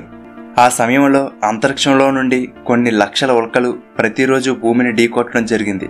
ఈ ఉల్కలే మన భూమి మీదకు నీటిని తీసుకువచ్చాయి. ఈ ఉల్కల లోపల ఐస్ పార్టికల్స్, అలాగే వాటి మధ్య భాగంలో ఉన్న నీరు మన భూమి మీదకు చేరుకోవడం మొదలైంది. భూమి మీదకు నీరు ఎలా వచ్చింది అనేదానికి ఒక ఆధారం కూడా దొరికింది. 1998లో ఈ భూమి మీద పడిన ఒక చిన్న ఉల్కను తీసుకుని దానిని పరీక్షించినప్పుడు దానిలో చిన్న చిన్న స్ఫటికాలు ఉన్నాయి. వాటిని మైక్రోస్కోప్ ద్వారా మరింత పరీక్షించి చూస్తే ఆ స్ఫటికాల లోపల నీటి చుక్కలు కదులుతూ ఉన్నాయి. దీనిని బట్టి ఈ భూమి మీద పడిన కొన్ని లక్షల కోట్ల ఉల్కల ద్వారానే ఈ నీరు అనేది ఈ భూమి మీదకు చేరిందని నిర్ధారించారు. కానీ ఆ చిన్న చిన్న నీటి చుక్కలు అన్నీ కలిసి ఇంత పెద్ద మహాసముద్రాలుగా ఏర్పడడానికి సుమారుగా 2 కోట్ల సంవత్సరాల పాటు కోట్ల సంఖ్యలో ఉల్కలు భూమిని నిరంతరాయంగా ఢీకొట్టడం జరిగింది. అలా భూమి మీదకు చేరుకున్న నీరంతా కూడా అప్పుడు భూమి మీద ఉన్న 1000 డిగ్రీల ఉష్ణోగ్రతల కారణంగా ఆవిరైపోయి ఆకాశంలోకి చేరుకుని మేఘాలుగా ఏర్పడి వర్షంగా కురవడం మొదలైంది. అలా మెల్లగా భూమి చల్లబడడం జరిగింది. అలాగే సముద్రాలు కూడా ఏర్పడ్డాయి. అంటే మనం ఇప్పుడు తాగుతున్న ప్రతి నీటి చుక్క కూడా కొన్ని 100 కోట్ల సంవత్సరాలకు పూర్వం అంతరిక్షం నుండి ఉల్కల ద్వారా ఈ భూమి మీదకు చేరుకున్నదే. అయితే మొదట్లో చంద్రుడు భూమికి దగ్గరగా ఉండడంతో చంద్రుడి గ్రావిటేషన్ ఫోర్స్ వలన సముద్రాల్లో అలలు కొన్ని 100 మీటర్లకు లేచి పడుతూ ఉండేవి. కానీ చంద్రుడు భూమికి దూరంగా జరిగే కొద్దీ సముద్రపు అలలు కొంచెం ప్రశాంతంగా మారాయి. అయితే ఈ ఉల్కలు కేవలం నీటిని మాత్రమే కాదు, ఎమినో యాసిడ్స్, మినరల్స్, ప్రోటీన్స్ కూడా తీసుకువచ్చాయి. ఇవే ఒక జీవి ఏర్పడడానికి కావలసిన బిల్డింగ్ బ్లాక్స్. ఇప్పుడు భూమి మీద జీవం ఏర్పడడానికి సరైన పరిస్థితులు ఉన్నాయి. నిజంగా మన భూమి సూర్య కుటుంబంలో సూర్యుడి నుండి సరైన దూరంలో ఉండడం వల్ల మన భూమి జీవం ఏర్పడడానికి అనుకూలంగా మారింది. ఇప్పుడు మన భూమి ఉన్న ప్రదేశాన్ని హ్యాబిటబుల్ జోన్ అని అంటారు. ఈ ఏరియాలోనే నీరు ద్రవ రూపంలో ఉంటుంది. ఈ హ్యాబిటబుల్ జోన్ దాటి బయటకు వెళ్తే బాగా చల్లగా ఉండడంతో నీరు గడ్డగట్టుకుని ఉంటుంది. ఈ జోన్ దాటి లోపలికి వెళ్తే బాగా వేడిగా ఉండడంతో నీరు ఆవిరిగా ఉంటుంది. సరిగ్గా మన భూమి ఈ జోన్లో ఉండడం మన అదృష్టం. సరే, ఈ భూమి మీద ప్రతి జీవి కూడా కొన్ని కోట్ల కణాలతో తయారవుతుంది. అలాగే ఈ భూమి మీద ఏర్పడిన మొట్టమొదటి జీవి ఒకే కణం ఉన్న ఏకకణజీవి. దానినే ప్రొకారియేట్స్ అని అంటారు. వీటిని లోకా అని కూడా అభివర్ణిస్తారు, అంటే లాస్ట్ యూనివర్సల్ కామన్ యాన్సిస్టర్. ఇవి సుమారుగా 350 కోట్ల సంవత్సరాలకు పూర్వమే ప్రాణం పోసుకున్నాయని ఒక అంచనా. ఇప్పుడు భూమి మీద మొట్టమొదటి జీవి ఏర్పడడానికి సమయం ఆసన్నమైంది. అయితే మొదటి జీవి ఎలా ప్రాణం పోసుకుంది అని చెప్పడానికి చాలా థియరీలున్నాయి. వీటిలో థియరీ ఆఫ్ ప్రైమరీ ఎబియోజెనిసిస్ అనేది కొంచెం ఎక్కువ ప్రసిద్ధి చెందింది. మనం లోతుగా గమనిస్తే ఒక జీవిలో జరిగే దాదాపు ప్రతి పని కూడా రసాయనిక చర్య. మెటబాలిజం కానీ, నాడీ సంబంధమైన చర్యలు కానీ, జీన్స్ కానీ, ఇలా మీరు ఏది తీసుకున్నా అది రసాయనిక చర్య. ఈ థియరీ ప్రకారం కొన్ని బిలియన్ సంవత్సరాల క్రితం భూమి మీద ఉన్న భౌగోళిక పరిస్థితుల్లో ఎటువంటి జీవం లేని కొన్ని రసాయనిక పదార్థాల మధ్య జరిగిన కొన్ని రసాయనిక చర్యల వలన ఒక జీవం ఏర్పడే అవకాశం ఉంది అని ఈ థియరీ చెబుతుంది. అంటే ప్రాణం లేని కొన్ని పదార్థాలు కలిసి ఒక ప్రాణం ఉన్న పదార్థంగా మారే అవకాశం ఉంది అని. దీనికి ఒక ఉదాహరణ చూద్దాం. ఒక కారుకు ఉండే పరికరాలన్నీ విడదీసి విడివిడిగా ఒక చోట పడేస్తే అవి ఎటూ కదలవు. కానీ వాటన్నిటినీ ఒక క్రమ పద్ధతిలో అమర్చి దానిలో ఇంధనం పోస్తే అది కదలగలిగే ఒక వాహనంగా తయారవుతుంది. అలాగే హైడ్రోజన్, కార్బన్, వాటర్, ఫాస్ఫరస్, ఉల్కల ద్వారా భూమి మీదకు చేరుకున్న ఎమినో యాసిడ్స్, మినరల్స్ వంటివన్నీ కలిసినప్పుడు ఆనాటి పరిస్థితులలో వాటి మధ్య జరిగిన జీవరసాయనిక చర్య కారణంగా మొట్టమొదటి ఏకకణ జీవి ప్రాణం పోసుకుందని ఈ థియరీ చెబుతుంది. అయితే ఈ మొట్టమొదటి జీవి సముద్ర గర్భంలో ఉన్న హైడ్రోథర్మల్ వెంట్స్ వద్ద ప్రాణం పోసుకుని ఉండవచ్చని శాస్త్రవేత్తల అంచనా. సముద్రంలోని నీరు భూగర్భంలోకి వెళ్ళి అక్కడ వేడి వలన సుమారుగా 400 డిగ్రీల వరకు వేడెక్కి మినరల్స్, ఎమినో యాసిడ్స్, కార్బన్ వంటి ఎన్నో ఎలిమెంట్స్ కలిసి హైడ్రోథర్మల్ వెంట్స్ నుండి బయటకు వస్తుంటాయి. కావలసిన వేడి లభించడం, పరిస్థితులన్నీ అనుకూలంగా ఉండడంతో బహుశా ఇక్కడే మొట్టమొదటి జీవి ఏర్పడి ఉండవచ్చు. ఇలా ఏర్పడిన మొట్టమొదటి ఏకకణ జీవి నుండి బ్యాక్టీరియా, ఆర్కియా అనే 2 జీవులు పరిణామం చెందాయి. ఈ బ్యాక్టీరియాకి చెందినదే సయానో బ్యాక్టీరియా. ఇదే ఫస్ట్ ఫోటోసింథటిక్ బ్యాక్టీరియా. ఇదంతా జరిగేసరికి మన భూమి మీద ఇంకా ఆక్సిజన్ లేదు, మొక్కలు కూడా లేవు. అయితే ఈ సయానో బ్యాక్టీరియా అనేది సూర్యకాంతిని, వాతావరణంలో ఉన్న కార్బన్ డైఆక్సైడ్ని రెండింటిని ఉపయోగించుకుని ఆక్సిజన్ని విడుదల చేయడం మొదలుపెట్టాయి. అంటే ఇప్పుడు మొక్కల్లో జరిగే ఫోటోసింథసిస్ అంటే కిరణజన్య సంయోగ క్రియలాగా అన్నమాట. అలా మెల్లమెల్లగా ఈ భూమి మీద ఆక్సిజన్ శాతం పెరగడం మొదలైంది. ఇప్పుడు ఈ భూమి మీద ఇన్ని జీవులు తిరుగుతున్నాయంటే కారణం ఈ సయానో బ్యాక్టీరియానే. ఇక్కడ మీరు చూస్తున్న ఇవి రాళ్ళు కాదు, వీటిని స్ట్రొమాటోలైట్స్ అని అంటారు. ఇదంతా కూడా కొన్ని కోట్ల సయానో బ్యాక్టీరియా పొరలు పొరలుగా ఏర్పడిన నివాసం. ఇవి కొన్ని 100 కోట్ల సంవత్సరాల నాటివి. అప్పటి నుండి ఇవి ఆక్సిజన్ని విడుదల చేస్తూనే ఉన్నాయి. అలా వాతావరణంలో ఆక్సిజన్ అంతా రెడీ అయిన తర్వాత మిగిలిన జీవులు రావడానికి రంగం సిద్ధమైంది. ఇలా ఏర్పడిన ఏకకణ జీవుల నుండి పరిణామం చెందడం ద్వారా ఇప్పుడు ఇన్ని రకాల పక్షులు, జంతువులు, మనుషులు ఇవన్నీ ఏర్పడడం జరిగింది. దీనిని ఎవల్యూషన్ అని అంటారు. అయితే ఈ ఎవల్యూషన్ గురించి అర్థం అవ్వాలంటే మనకు డిఎన్ఏ గురించి కొద్దిగా తెలిసి ఉండాలి. కాబట్టి డిఎన్ఏ గురించి మన ఛానల్లో ఆల్రెడీ ఒక వీడియో చేశాను, ఒకసారి ఆ వీడియో కూడా చూడండి. అసలు ఈ ఎవల్యూషన్ ఎలా జరిగింది, ఒక ఏకకణ జీవి నుండి ఇన్ని రకాల జీవాలు ఎలా ఏర్పడ్డాయి అనేది తర్వాతి వీడియోలో తెలుసుకుందాం. జర్నీ ఆఫ్ ద యూనివర్స్ సిరీస్లో భాగంగా ఈ వీడియోలో ఈనాడు భూమి మీద తిరుగుతున్న కొన్ని లక్షల జీవజాతులు ఎలా ఆవిర్భవించాయి, దీనికి కారణం ఏమిటి, ఒకప్పుడు భూమిని ఏలిన డైనోసార్లు ఎలా అంతరించిపోయాయి, మనుషులు కోతుల నుండి ఆవిర్భవిస్తే మరి కోతులు ఇంకా ఎందుకున్నాయి, జీవులు పరిణామం చెందడం ఇక్కడితో ఆగిపోయిందా, ఒకవేళ ఇంకా కొనసాగితే పరిణామ క్రమంలో భాగంగా భవిష్యత్తులో మనిషిలోని ఏ అవయవాలు మాయం అవ్వబోతున్నాయి, ఇలాంటి ఎన్నో ప్రశ్నలకి ఈ వీడియోలో సమాధానం తెలుసుకుందాం. అది 1859వ సంవత్సరం. ప్రపంచమంతా ఈ భూమి మీద జీవులన్నిటినీ దేవుడే సృష్టించాడు అని బలంగా నమ్ముతున్న రోజులవి. అలాంటి సమయంలో చార్లెస్ డార్విన్ అనే ఒక ఆయన the origin of the species అనే పుస్తకం ద్వారా థియరీ ఆఫ్ ఎవల్యూషన్ని ప్రతిపాదించాడు. అప్పట్లో అది ఒక సంచలనం. ఈ భూమి మీద ఇన్ని జీవరాశులు ఏర్పడడానికి ఎవల్యూషన్ అనేది కారణమని ఆయన చెప్పాడు. అప్పట్లో చాలామంది దానిని వ్యతిరేకించారు, కొట్టిపారేశారు. మరొక పక్క ఈ థియరీని సపోర్ట్ చేసేవారు కూడా పెరిగారు. కానీ కొన్ని సంవత్సరాల తర్వాత ఈ ఎవల్యూషన్ థియరీకి కొన్ని 100 ఎవిడెన్స్ దొరకడంతో ఇంటర్నేషనల్ సైంటిఫిక్ కమ్యూనిటీ దీనిని యాక్సెప్ట్ చేసింది. ఇప్పుడు థియరీ ఆఫ్ ఎవల్యూషన్ అనేది సైన్స్లోనే ఒక గొప్ప థియరీ. అసలు ఈ థియరీ ఏం చెప్తుంది, ఎవల్యూషన్ అంటే ఏంటో ఇప్పుడు చూద్దాం. ఎవల్యూషన్ అంటే తరాలు మారే కొద్దీ ఒక జాతి లక్షణాలలో కలిగే మార్పులను ఎవల్యూషన్ లేదా పరిణామం అని అంటారు. అంటే ఒక జీవి శరీరంలో కలిగే మార్పుల వలన దాని రూపు, ఆకారం, ప్రవర్తనలో మార్పులు కలగడం, అవే తరువాతి తరాలకు కూడా అందుతూ ఉండడం జరుగుతుంది. అయితే ఈ శరీరంలో మార్పులు ఎలా కలుగుతాయో చూద్దాం. ప్రతి జీవి కూడా కొన్ని కోట్ల కణాలతో నిర్మించబడి ఉంటుంది. ప్రతి కణంలో కూడా DNA ఉంటుంది. ఆ జీవి ఆకారం, రంగు, రూపు, ప్రవర్తన ప్రతి దానిని నిర్ణయించేది ఈ DNAనే. ఈ సమాచారం అంతా కూడా జెనెటిక్ కోడ్ రూపంలో ఉంటుంది. అయితే కణాలు విభజన చెందుతున్నప్పుడు ఒక కణంలో ఉండే DNA మరొక కణంలో కాపీ అవుతుంది. ఇలా విభజన చెందుతున్న సమయంలో కానీ లేదా బయట వాతావరణ పరిస్థితుల కారణంగా ఈ DNAలోని జెనెటిక్ కోడ్లో మార్పులు జరుగుతాయి. దీనినే మ్యూటేషన్ అని అంటారు. అయితే ఈ జెనెటిక్ కోడ్లో ఏదైనా చిన్న మార్పు జరిగినా అది ఆ జీవిలో పెద్ద మార్పుకు కారణమవుతుంది. ఉదాహరణకి ఒక తెల్లగా ఉన్నటువంటి ఎలుకలోని జెనెటిక్ కోడ్లో ఒక చిన్న మార్పు జరిగినా దాని తరువాత తరాల్లో పుట్టబోయే ఎలుకలన్నీ కూడా నల్లగా జన్మించే అవకాశం ఉంటుంది. అలాగే ఒక మామిడి చెట్టులోని DNAలో ఒక చిన్న మార్పు జరిగినా తరువాతి తరంలో దానికి కాచే మామిడి పళ్ళు ఫుట్బాల్ అంత సైజులో పెరిగే అవకాశం ఉంటుంది. ఈ విధంగా DNAలో కలిగే చిన్న చిన్న మార్పులే పెద్ద పెద్ద పరిణామాలకు దారితీస్తుంది. డార్విన్ ఈ థియరీని ప్రతిపాదించే నాటికి అసలు DNA అంటే ఏంటో కూడా ఎవరికీ తెలియదు. కానీ జంతువుల శరీర నిర్మాణాన్ని బట్టి ఏ జంతువు నుండి ఏ జంతువు పరిణామం చెంది ఉండవచ్చు అనేది ఆయన చెప్పారు. ఈ థియరీలో ముఖ్యంగా 2 పాయింట్లు ఉంటాయి. 1, ఈ భూమి మీద ఉన్న అన్ని జీవులు కూడా ఒకదానితో ఒకటి సంబంధం కలిగి ఉంటాయి. 2, ప్రతి జీవి కూడా అవి నివసిస్తున్న వాతావరణానికి తగ్గట్టుగా అవి బ్రతకడానికి వీలుగా మారుతూ ఉంటాయి. దీనిని న్యాచురల్ సెలక్షన్ అని అంటారు. ఏ జీవులైతే అక్కడి వాతావరణానికి తట్టుకోలేకపోయాయో అవి అంతరించిపోతాయి. ఆ పరిస్థితులకు తగ్గట్టుగా మారుకుంటూ తట్టుకుని నిలబడిన జీవుల జీన్స్ తరువాతి తరాలకు వస్తాయి. ఈ ఎవల్యూషన్లో భాగంగా అవసరానికి తగ్గట్టుగా ఒక జీవిలోని కొత్త అవయవాలు ఏర్పడడం లేదా అవసరం లేని కొన్ని అవయవాలు అంతరిస్తూ మాయమవడం జరుగుతుంది. దీనికి కొన్ని ఉదాహరణలు చెప్పుకుందాం. మనలో కొంతమంది మనుషులు మార్స్ మీద వాతావరణం బాగుండడంతో అక్కడ జీవించడానికి పర్మనెంట్గా వెళ్ళిపోయారనుకుందాం. భూమి మీద కన్నా మార్స్ మీద 66% తక్కువ సూర్యకాంతి ఉంటుంది.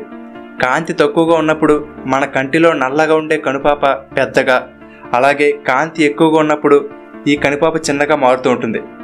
కాబట్టి మార్స్ మీద భూమి మీద కన్నా తక్కువ కాంతి ఉంటుంది. కాబట్టి అక్కడి వాతావరణానికి తగ్గట్టుగా కనుపాపలు పెద్దగానే ఉండడానికి అలవాటు పడతాయి. దాంతో అక్కడ మనుషులకు పుట్టే తరువాతి తరంలోని పిల్లలకు కనుపాపలు పెద్దగా ఉంటాయి. అలాగే అక్కడ గ్రావిటేషనల్ ఫోర్స్ అనేది భూమి మీద కన్నా కూడా తక్కువ కాబట్టి అక్కడి మనుషులు పొడవుగా పెరుగుతారు.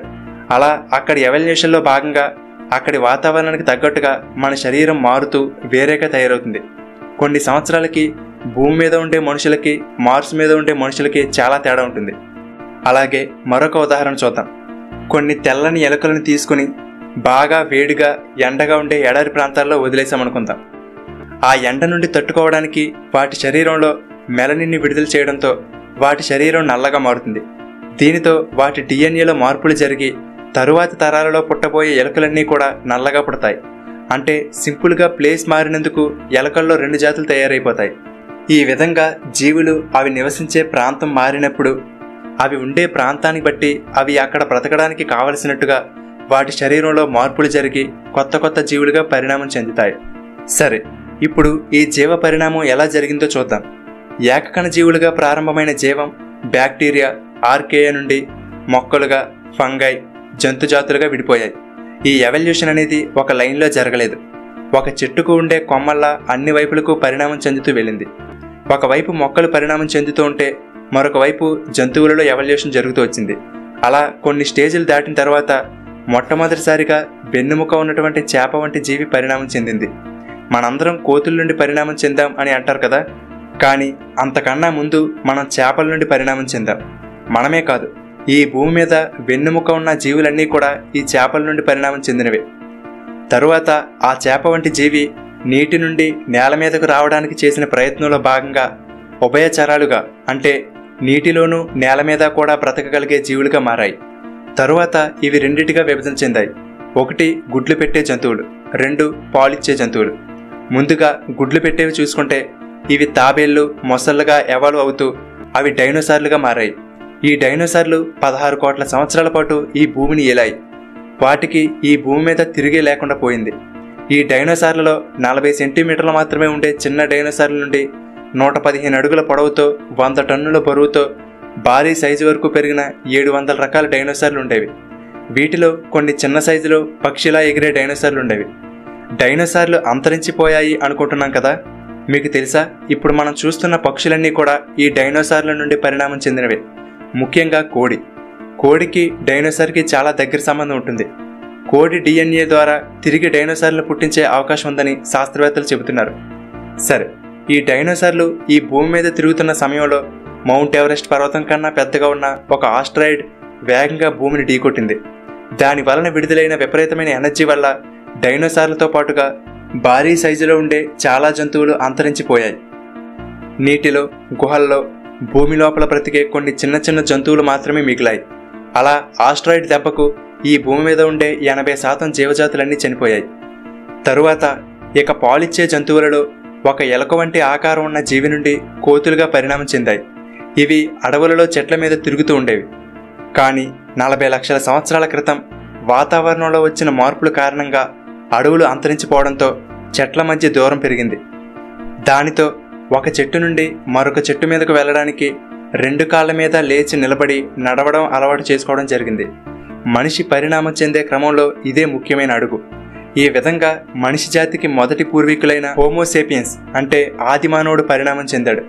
ఈ ఆది మానవుడి నుండి ఇప్పుడున్న ఆధునిక మానవుడి వరకు ప్రయాణం ఎలా సాగింది అనేది నెక్స్ట్ ఎపిసోడ్లో చూద్దాం. ఇక్కడ చాలామందికి ఒక సందేహం ఉంటుంది, మనం కోతుల నుండి వస్తే మరింకా కోతులు ఎందుకున్నాయి అని. దానికి కారణం ఏంటో చూద్దాం. మనమందరం మనిషి పరిణామ క్రమం అనగానే ఈ బొమ్మను చూస్తాం.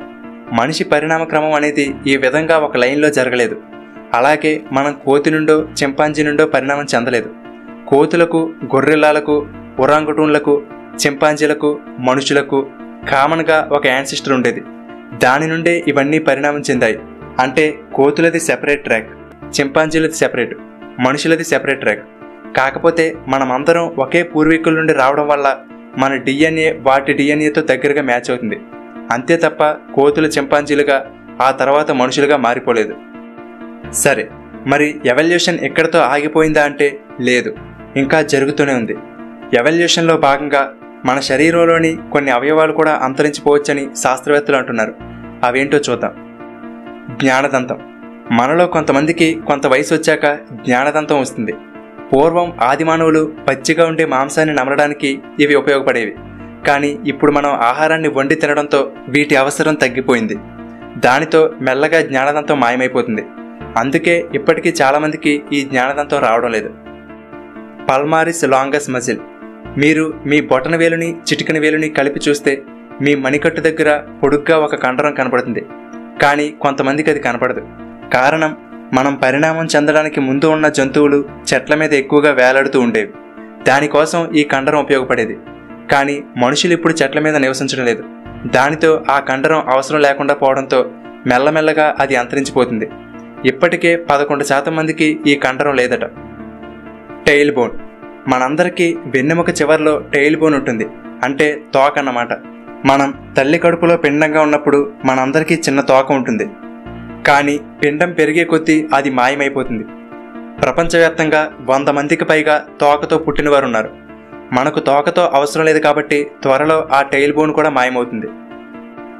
Third eyelid. మనకు తెలిసి ఒక కంటికి పైన కింద 2 కనురెప్పలుంటాయి. కానీ మనకు 3వ కనురెప్ప కూడా ఉంటుంది. మన కంటిలో మూలన పింక్ కలర్లో ఒకటి ఉంటుంది చూసారా, అది కూడా ఒక రకమైన కనురెప్పే. ఇవి ఎక్కువగా పక్షులకు ఉంటుంది. అవి గాలిలో ఎగిరే సమయంలో వేగంగా వీచే గాలులు, దుమ్ము నుండి కాపాడుకోవడానికి ఇది ఉపయోగపడుతుంది. కానీ మనకు అవసరం లేదు కాబట్టి అది కూడా త్వరలోనే మాయమవుతుంది. అరెక్యులర్స్ మజిల్స్.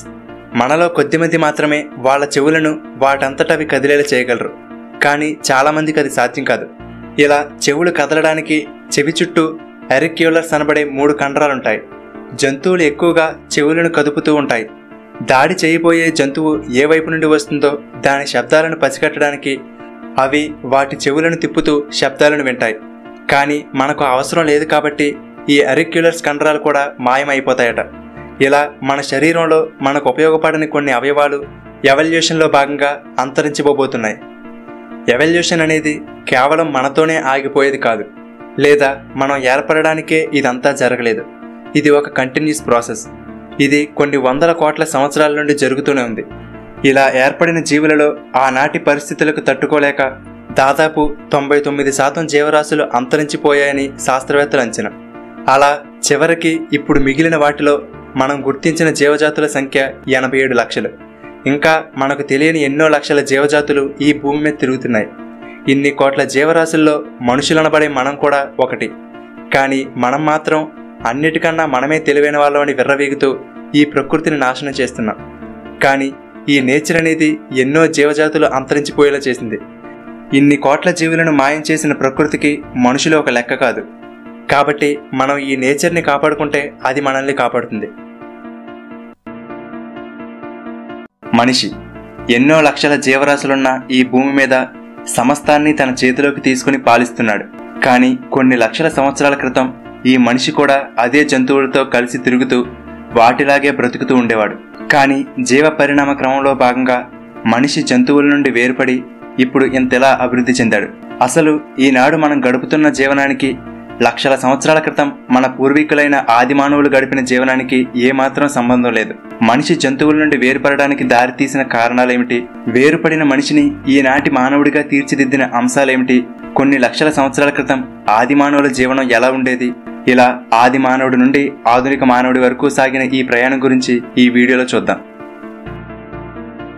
ఈ భూమి మీద అన్ని దేశాలలో ఉన్న మనుషులందరికీ మూలం ఆఫ్రికాలోని తూర్పు ప్రాంతంలో 70 లక్షల సంవత్సరాల క్రితమే ఏర్పడింది. మనం ముందు వీడియోలో చెప్పుకున్నట్లుగా మనం కోతుల నుండో చింపాంజీల నుండో ఏర్పడలేదు. మనకి చింపాంజీలకి కామన్గా ఒకరే పూర్వీకులుగా తోకలేని కోతి వంటి జంతువు ఉండేది. దాని నుండి చింపాంజీ అలాగే మనిషి సెపరేట్గా ఎవాల్వ్ అవ్వడం జరిగింది.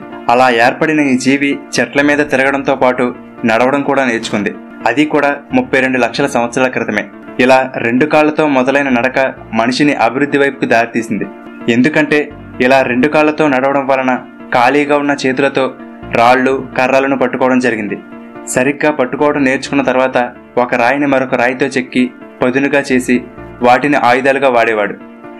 ఇలా రాళ్లను కర్రలను ఆయుధాలుగా వాడడం వల్ల తనకన్నా బలమైన శక్తివంతమైన జంతువులను వేటాడడం మొదలుపెట్టాడు. ఆ విధంగా ఒకప్పుడు చెట్లను ఎక్కడానికి వీలుగా పొడవుగా ఉండే వేళ్లు చేతులు కాస్త కాలక్రమేణా వస్తువులను పట్టుకోవడానికి అనువుగా మారాయి. ఇలా రాళ్లను ఉపయోగించడం మొదలుపెట్టిన తర్వాత 25 లక్షల సంవత్సరాల వరకు కూడా రాళ్లని మాత్రమే వాడుతూ ఉండేవాడు. అంటే ఆ సమయంలో మనిషిలో కానీ తన జీవనంలో కానీ దాదాపు ఎటువంటి అభివృద్ధి జరగలేదు. ఈ కాలాన్ని స్టోన్ ఏజ్ అని అంటారు. మొదట్లో మనిషి కూడా అన్ని జంతువులలాగానే ఆకలేసినప్పుడు పళ్ళు ఆకులు చెట్ల వేర్లు తినడం, నిద్ర వస్తే చెట్ల మీదో లేదా ఏదైనా గుహల్లో పడుకునేవాడు. అప్పటి మనిషి జీవితం ఇప్పుడున్నంత సౌకర్యంగా ఉండేది కాదు. ఎండ వచ్చినా వాన వచ్చినా తట్టుకోవాలి. ఎటువైపు నుండి ఏ క్రూర మృగం దాడి చేస్తుందో తెలియదు. దేనిని తినాలో దేనిని తినకూడదో తెలియదు. ఒకవేళ తినకూడని ఆకునో పండునో తింటే అది విషపూరితమైనది అయితే చనిపోవడమే. కానీ ప్రతి సంఘటన నుండి మనిషి ఏదో ఒకటి నేర్చుకుంటూ ఉండేవాడు. అది తన తరువాతి తరాలకు నేర్పుతూ వచ్చేవాడు. దీనిని కలెక్టివ్ లెర్నింగ్ అని అంటారు. ఏ విధంగా బ్రతకాలి, ఏమి తినాలి, ఏమి తినకూడదు, ఎలా ఉండాలి, ఎలా వేటాడాలి, ఈ జ్ఞానం అంతా ఒక తరం నుండి మరొక తరానికి ట్రాన్స్ఫర్ అవుతూ వచ్చింది. అలా సాగిపోతున్న సమయంలో మనిషి అభివృద్ధికి మరొక అడుగు పడింది. అదే మంట. ఒకానొక సమయంలో మెరుపు వలన గాని లేదా అడవులలో ఏర్పడే కార్చిచ్చు వలన గాని ఒక అడవి దానిలోని జంతువులు కాలిపోయాయి. అనుకోకుండా అలా కాలిన మాంసాన్ని ఆదిమానవుడు తినడం జరిగింది. అప్పటి వరకు పచ్చి మాంసం తినే మనిషికి మంటల్లో కాలిన మాంసం ఎంతో రుచిగా అనిపించింది. తను కూడా ఇకపై మాంసాన్ని కాల్చి తినడం కోసం మంటను పుట్టించడం నేర్చుకున్నాడు. ఇలా మంటను పుట్టించడం, దానిని కంట్రోల్ చేయడం అనేది ఒక గొప్ప టర్నింగ్ పాయింట్. పచ్చి మాంసం కన్నా వండిన మాంసం అరగడానికి 16% తక్కువ ఎనర్జీ కావాల్సి వస్తుంది. ఎప్పుడైతే మనిషి ఆహారాన్ని ఇలా వండి తినడం మొదలుపెట్టాడో అప్పుడు ఆహారం సులువుగా అరిగేది. దానితో ఆ ఆహారంలోని పోషకాలు ఎక్కువగా మెదడుకు అంది మెదడు అభివృద్ధి చెందడం మొదలైంది. వండిన ఆహారం తినడానికి ముందు నారింజ పండంత సైజులో ఉండే మెదడు ఆహారం వండి తిన్న తర్వాత 3 రెట్లు పెరిగింది. ఈ మెదడులోని జరిగిన మార్పుల కారణంగా మనిషికి కొత్త కొత్త ఆలోచనలు కలిగాయి. మెంటల్ ప్రాసెసింగ్ వేగవంతమైంది. అంతేకాదు వండిన ఆహారం తినడం వలన దానిని సులువుగా నమలగలిగేవాళ్ళు.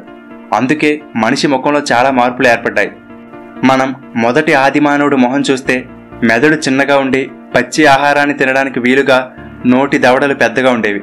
కానీ మెల్లగా మెదడు పెరిగి దవడలు పళ్ళ సైజు తగ్గుతూ వచ్చింది. ఇలా అప్పటి పరిస్థితులకు తగ్గట్లుగా శరీరంలో మార్పులు కలగడమే ఎవల్యూషన్ అంటే. ఈ మంట అనేది కేవలం ఆహారం పరంగానే కాదు, వెలుతురు కోసం, చలికాలంలో వేడి కోసం, జంతువులను భయపెట్టడానికి కూడా ఉపయోగపడేది. అంతేకాదు, మంట ఉన్న చోట కొంతమంది ఒక గుంపుగా చేరేవారు. అయితే మొదట్లో మాట్లాడడానికి వాళ్ళకి ఎప్పటిలా మాటలొచ్చేవి కాదు, కానీ చిన్న చిన్న శబ్దాలు చేసుకునేవారు. ఎప్పుడైతే ఇలా గుంపుగా చేరడం మొదలుపెట్టారో అప్పుడు వాళ్ళ అభిప్రాయాలను, అనుభవాలను చెప్పుకోవడానికి ప్రయత్నాలు చేసేవారు. ఆ ప్రయత్నంలో భాగంగా కొన్ని సంవత్సరాలకి మెల్లగా వాళ్ళ గొంతులోని స్వరపేటికలో మార్పులు కలిగి చిన్న చిన్న పదాలు మాట్లాడడం మొదలైంది. ప్రకృతి మనకు ఇచ్చిన ఒక వరం ఈ నిప్పు. అది మిగిలిన అన్ని జీవుల కన్నా మనిషికే బాగా ఉపయోగపడింది. కొంతకాలానికి, అంటే ఇప్పటికి 10 లక్షల సంవత్సరాల క్రితం, ఆహారం కోసం, మంచి జీవనం కోసం ఆదిమానవుడు ఆఫ్రికాని వదిలి అడవులు, పర్వతాలు దాటుకుంటూ తూర్పు వైపుకి, అంటే ఆసియా వైపుకు, అలాగే యూరప్ వైపుకు గుంపులుగా వలస వెళ్లడం జరిగింది. అలా యూరప్ వైపుకు వెళ్లిన వారు నియాండర్థాల్స్ అనే మనిషిలోని ఒక జాతిగా, అలాగే ఆసియా వైపుకు వచ్చిన వాళ్ళు హోమో ఎరెక్టస్ అనే ఒక సెపరేట్ జాతిగా, ఆఫ్రికాలో ఉన్నవాళ్ళు హోమో సెపియన్స్ అనే జాతులుగా మారారు. మీకు తెలుసా, ఇప్పుడంటే కేవలం ఒక్క మనిషి జాతి మాత్రమే ఉంది, కానీ ఆ రోజుల్లో Homo rudolfensis, Homo habilis, Homo erectus, Homo Neanderthals, Homo sapiens ఇలా చాలా రకాల జాతులకు చెందిన మనుషులు ఉండేవారు. కానీ ఇప్పటికీ 80,000 సంవత్సరాల పూర్వం ఈ హోమో సేపియన్స్ తప్ప మిగిలిన అన్ని మనుష్య జాతులు అంతరించిపోయాయి. ఈ హోమో సేపియన్స్ నుండే ఇప్పుడున్న మనం ఏర్పడడం జరిగింది. హోమో సేపియన్స్ అంటే లాటిన్ భాషలో తెలివైన వాళ్ళు అని అర్థం. అయితే 80,000 సంవత్సరాల క్రితం మిగిలిన అన్ని జాతులు అంతరించిపోవడానికి గల కారణాలు ఏమిటి అనేది శాస్త్రవేత్తలకి ఇప్పటికీ అర్థం కావడం లేదు. అయితే సరిగ్గా ఆ కాలంలోనే ఇప్పుడు సుమిత్రాకి దగ్గరగా ఉన్న మౌంట్ టోబా అనే ఒక అగ్నిపర్వతం పేలింది. అది ఎంత దారుణంగా పేలిందంటే హీరోషిమా మీద వేసిన అణుబాంబు లాంటివి 15 లక్షల బాంబులు ఒకేసారి పేలితే ఎలా ఉంటుందో అంతలా పేలింది. దాని నుండి వచ్చిన వాయువులు సుమారుగా 15 సెంటీమీటర్ల మందంతో తూర్పు భాగాన్నంతా కమ్మేసింది. బహుశా దాని విష ప్రభావం వలన కొన్ని జాతులు చనిపోయి ఉండవచ్చనేది ఒక అంచనా. లేదా ఏదైనా వ్యాధి సోకడం వలన, లేక ఒక మనిషి జాతికి మరొక మనిషి జాతికి జరిగిన గొడవల కారణంగానా, లేక అక్కడ వాతావరణ పరిస్థితులకు తట్టుకోలేక ఈ జాతులు అంతరించిపోయాయా అనేది ఎవరికీ తెలియదు. కానీ అన్ని జాతులు అంతరించిపోయినా మిగిలిన ఒక్క హోమో సేపియన్స్ మాత్రం ఎలాంటి పరిస్థితులైనా తట్టుకుని దానికి తగ్గట్టుగా అలవాటు పడేవారు. ఇప్పుడంటే ప్రపంచ జనాభా 700 కోట్ల పైన ఉంది, కానీ అప్పుడు ప్రపంచ జనాభా 15,000 మాత్రమే. ఈ హోమో సేపియన్స్ 64,000 సంవత్సరాల క్రితం మరొకసారి ఆఫ్రికా నుండి మళ్లీ అన్ని దేశాలకు వలసగా వెళ్లారు. అలా వలస వెళ్లి విస్తరించిన ఆ హోమో సేపియన్స్ నుండే ఇప్పుడు ప్రపంచవ్యాప్తంగా అన్ని దేశాల్లో ఉన్న మనుషులు ఏర్పడ్డారు. మొదట్లో వీరు ఎక్కువగా వేటాడేవారు. అయితే మనిషి మిగిలిన జంతువుల కన్నా వేగంగా పరిగెత్తలేడు, కానీ ఎక్కువసేపు ఎక్కువ దూరం పరిగెత్తగలడు. కాబట్టి జంతువులు ఎంత వేగంగా పరిగెత్తినా కొంతసేపటికి అలసిపోయి దొరికిపోయేవి. ఇలా ఎవల్యూషన్లో భాగంగా పరిగెత్తడానికి వీలుగా ఆదిమానవుడికి కాళ్ళు పొడవుగా మారడం, అంతేకాకుండా పరిగెత్తేటప్పుడు బాడీలో పుట్టే వేడిని తగ్గించడానికి శరీరం చల్లగా మారడం కోసం శరీరం మీద ఉండే జుట్టంతా పోయి ఆ ప్రాంతంలో చెమట గ్రంథులు పుట్టుకొచ్చాయి. చెమట పట్టడం అనేది బాడీని చల్లబరిచే ఒక కూలింగ్ సిస్టమ్. కొంతకాలానికి ఆదిమానవులు వేట గుంపులుగా చేయడం నేర్చుకున్నారు. అలాగే ఒక్కొక్కరు ఒక్కొక్క పనిలో నైపుణ్యం సాధించేవారు. కొంతమంది వేటాడడం, కొంతమంది రాతి ఆయుధాలు తయారు చేయడం, మరికొంతమంది ఆహారం సిద్ధం చేయడం, ఇలా అన్నమాట. చాలా కాలం ఆదిమానవుడు వేట మీదే ఆధారపడ్డాడు. కానీ ఇప్పటికీ 12,000 సంవత్సరాల క్రితం మరొక మార్పు కలిగింది. అదే వ్యవసాయం చేయడం. ఎప్పుడైతే వ్యవసాయం మొదలైందో అప్పుడు వేట, వలసలు వెళ్లడం తగ్గింది. కొంతమంది కలిసి ఒకే చోట గుంపులుగా ఉండి నివాసం ఏర్పరచుకోవడం, భవిష్యత్తు కోసం ఆహారాన్ని దాచుకోవడం నేర్చుకున్నాడు. అలా మెల్లగా నాగరికత మొదలైంది. అలా హోమోసేపియన్స్గా మొదలైన ప్రయాణం ఇప్పుడు ఇక్కడి వరకు వచ్చింది. మనిషి చరిత్రకు పునాదులు పడి సుమారుగా 70 లక్షల సంవత్సరాలు గడిచాయి. మరి ఆ మొట్టమొదటి పూర్వీకులకు ఇప్పుడు మనం ఎన్నో తరం వాళ్ళమో తెలుసా? 1,25,000 తరానికి చెందిన వాళ్ళం. చివరిగా అత్యంత శక్తివంతమైన మెదడుతో, చేతిలో ఆయుధాలతో, మరే జీవికి లేని అద్భుత నైపుణ్యమైన మాటతో ఈ భూమి అంతా విస్తరిస్తూ సాగిన మనిషి ప్రయాణం ఇప్పుడు ఇక్కడి వరకు వచ్చింది. ప్రపంచంలో మనం ఏ మూల, ఏ దేశంలో అయినా ఉండవచ్చు. భాషలు, రంగులు వేరు కావచ్చు, కానీ మనం అందరం ఒక చోట నుండి వచ్చిన వాళ్ళమే. అలాంటిది ఇప్పుడు మనం జాతి, కులం, మతం అంటూ వేరు చేసి చూడడంలో అర్థం లేదు. భూమి ఏర్పడి 450 కోట్ల సంవత్సరాలైతే దానిలో మనిషి ఏర్పడింది చివరి 70 లక్షల సంవత్సరాల్లో. దానిలో మనం బ్రతికేది 70 లేదా 80 సంవత్సరాలు. అంటే మన ఉనికి ఏ పాటితో అర్థం చేసుకోవచ్చు. జర్నీ ఆఫ్ ది యూనివర్స్ సిరీస్లో భాగంగా మనం విశ్వం పుట్టుక, ఈ భూమి ఎలా ఏర్పడింది, మొట్టమొదటి జీవి ఎలా ఆవిర్భవించింది, మనిషి ఎలా ఏర్పడ్డాడు, ఆది మానవుల జీవనం ఎలా సాగింది అనేది తెలుసుకున్నాం. ఈ వీడియోలో అప్పటి వరకు ఇతర జీవుల్లాగానే వేటాడుతూ బ్రతికిన మనిషి ఎలా ఇతర జీవుల నుండి వేరుపడ్డాడు, నాగరికతలు ఎలా ఏర్పడ్డాయి, దానికి దారితీసిన కారణాలేమిటి, ఇలాంటి ఎన్నో ఇంట్రెస్టింగ్ విషయాలు ఈ వీడియోలో తెలుసుకుందాం. అయితే ఇంతకు ముందు వీడియోలలో చాలామంది మనకిప్పుడు 2020 సంవత్సరం నడుస్తుంటే 5000 సంవత్సరాల క్రితం, 10,000 సంవత్సరాల క్రితం అని ఎలా చెప్పగలుగుతున్నారు అని అడిగారు. దాని గురించి సింపుల్గా తెలుసుకుందాం. దీనికి మనం క్రీస్తు పూర్వం, క్రీస్తు శకం అని చెప్పుకుంటాం. అంటే క్రీస్తు పుట్టక ముందు, పుట్టిన తర్వాత అని అర్థం. ఇంగ్లీష్లో బీసీ మరియు ఏడి అని చెప్తారు. బీసీ అంటే బిఫోర్ క్రైస్ట్, ఏడి అంటే ఎన్నో డొమిని. అయితే చాలామంది ఏడి అంటే ఆఫ్టర్ డెత్ అని, అంటే క్రీస్తు చనిపోయిన తర్వాత అనుకుంటారు. కానీ అది కాదు. క్రీస్తు పుట్టక ముందు వరకు ఉండే సంవత్సరాలని వెనక్కి లెక్కిస్తారు. అంటే 100, 99, 98 అలా.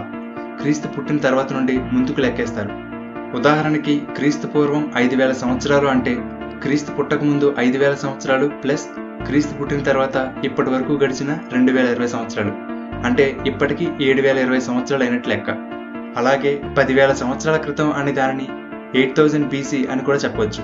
అయితే ఈ సిస్టమ్ అనేది ఒక ఇంటర్నేషనల్ స్టాండర్డ్గా మారిపోయి ప్రపంచమంతా కూడా దీనినే ఫాలో అవుతుంది.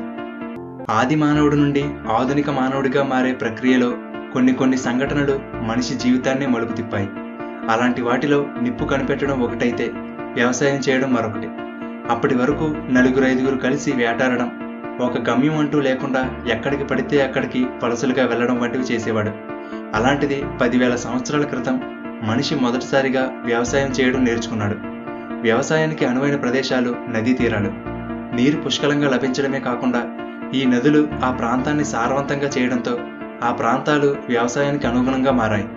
అలా వ్యవసాయం నేర్చుకున్న తర్వాత ఇక వలసలు వెళ్లడం సాధ్యం అవ్వదు కదా. పంట పండే వరకు అక్కడే ఉండాలి. కాబట్టి అక్కడే చిన్న నివాసాలు ఏర్పరచుకున్నారు.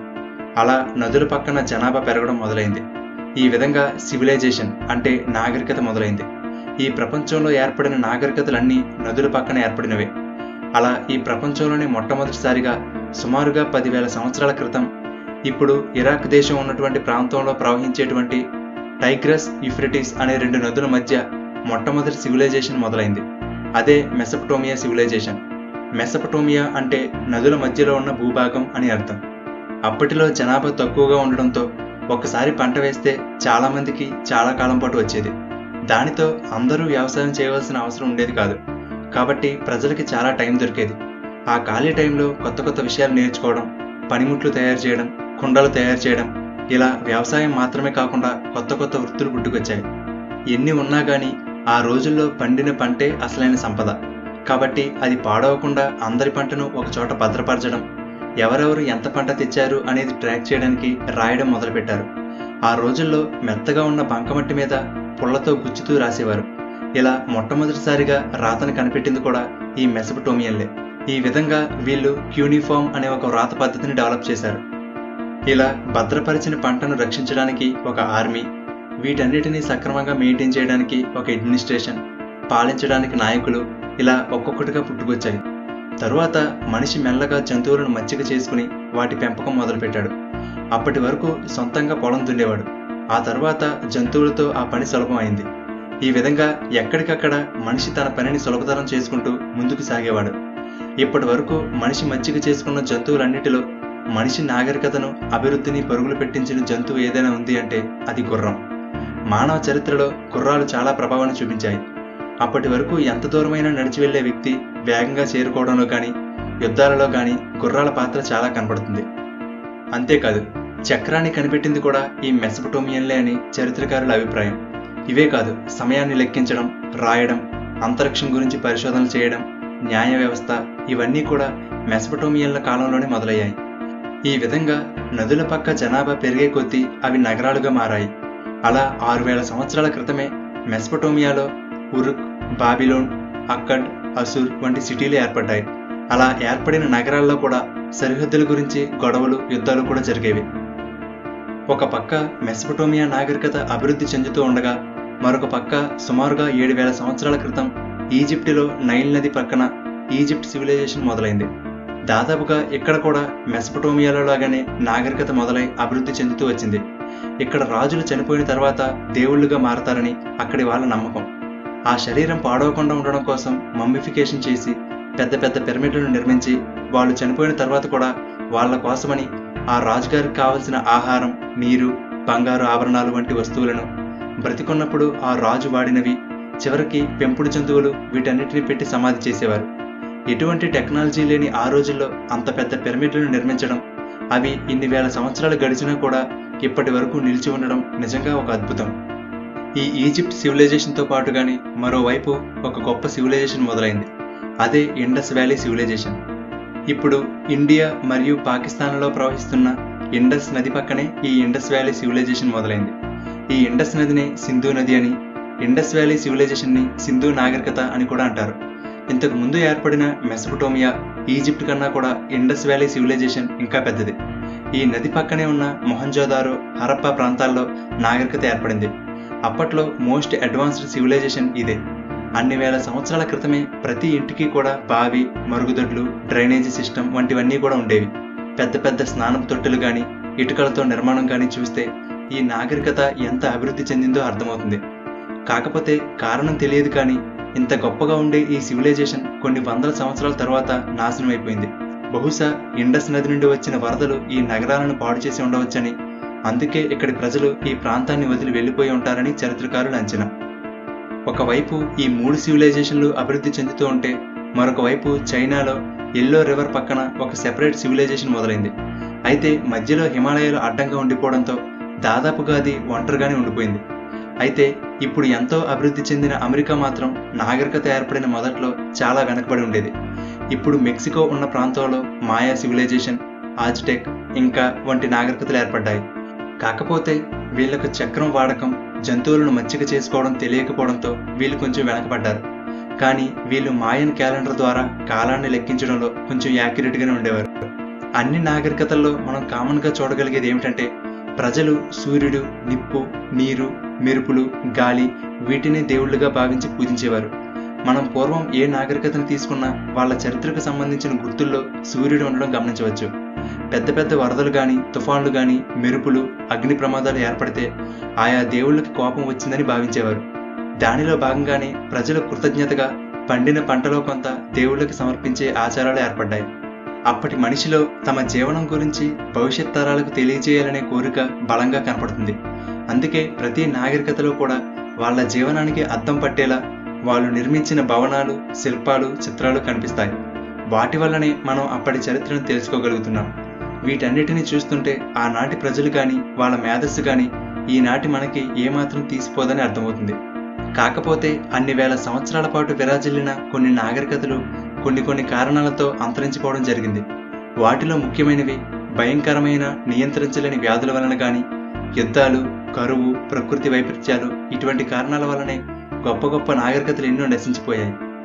చివరగా ఏ వ్యవసాయం అయితే జంతువులాగా వేటాడితేనే మనిషిని ఒక మనిషిగా మార్చిందో, ఏ వ్యవసాయం అయితే ఒక నివాసం అంటూ లేకుండా వలసలుగా తిరిగే మనిషిని ఒక చోట స్థిరంగా నివాసంగా ఉండేలా చేసి ఒక కుటుంబం, ఇల్లు, గ్రామం, నాగరికత అంటూ అభివృద్ధి వైపుకు తీసుకువెళ్ళిందో అలాంటి వ్యవసాయాన్ని ఈరోజు మనం చిన్నచూపు చూస్తున్నాం.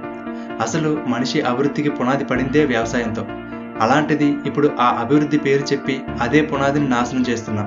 ఒక్కసారి మనిషి చరిత్రలో వ్యవసాయం అనే ఒక్కదానిని పక్కకు తీసి చూస్తే మనిషి ఇప్పటికీ కూడా ఆకులు, జంతువుల చర్మాలు కప్పుకుంటూ, పళ్ళు దుంపలు తింటూ లేదా వేటాడుతూ ఒక నాగరికత అంటూ లేకుండా తిరుగుతూ ఉండేవాడేమో.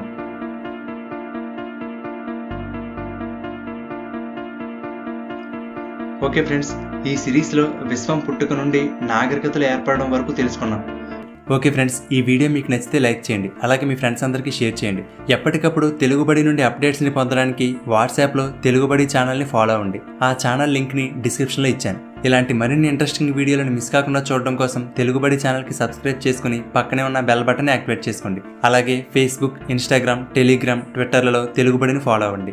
Thank you for watching.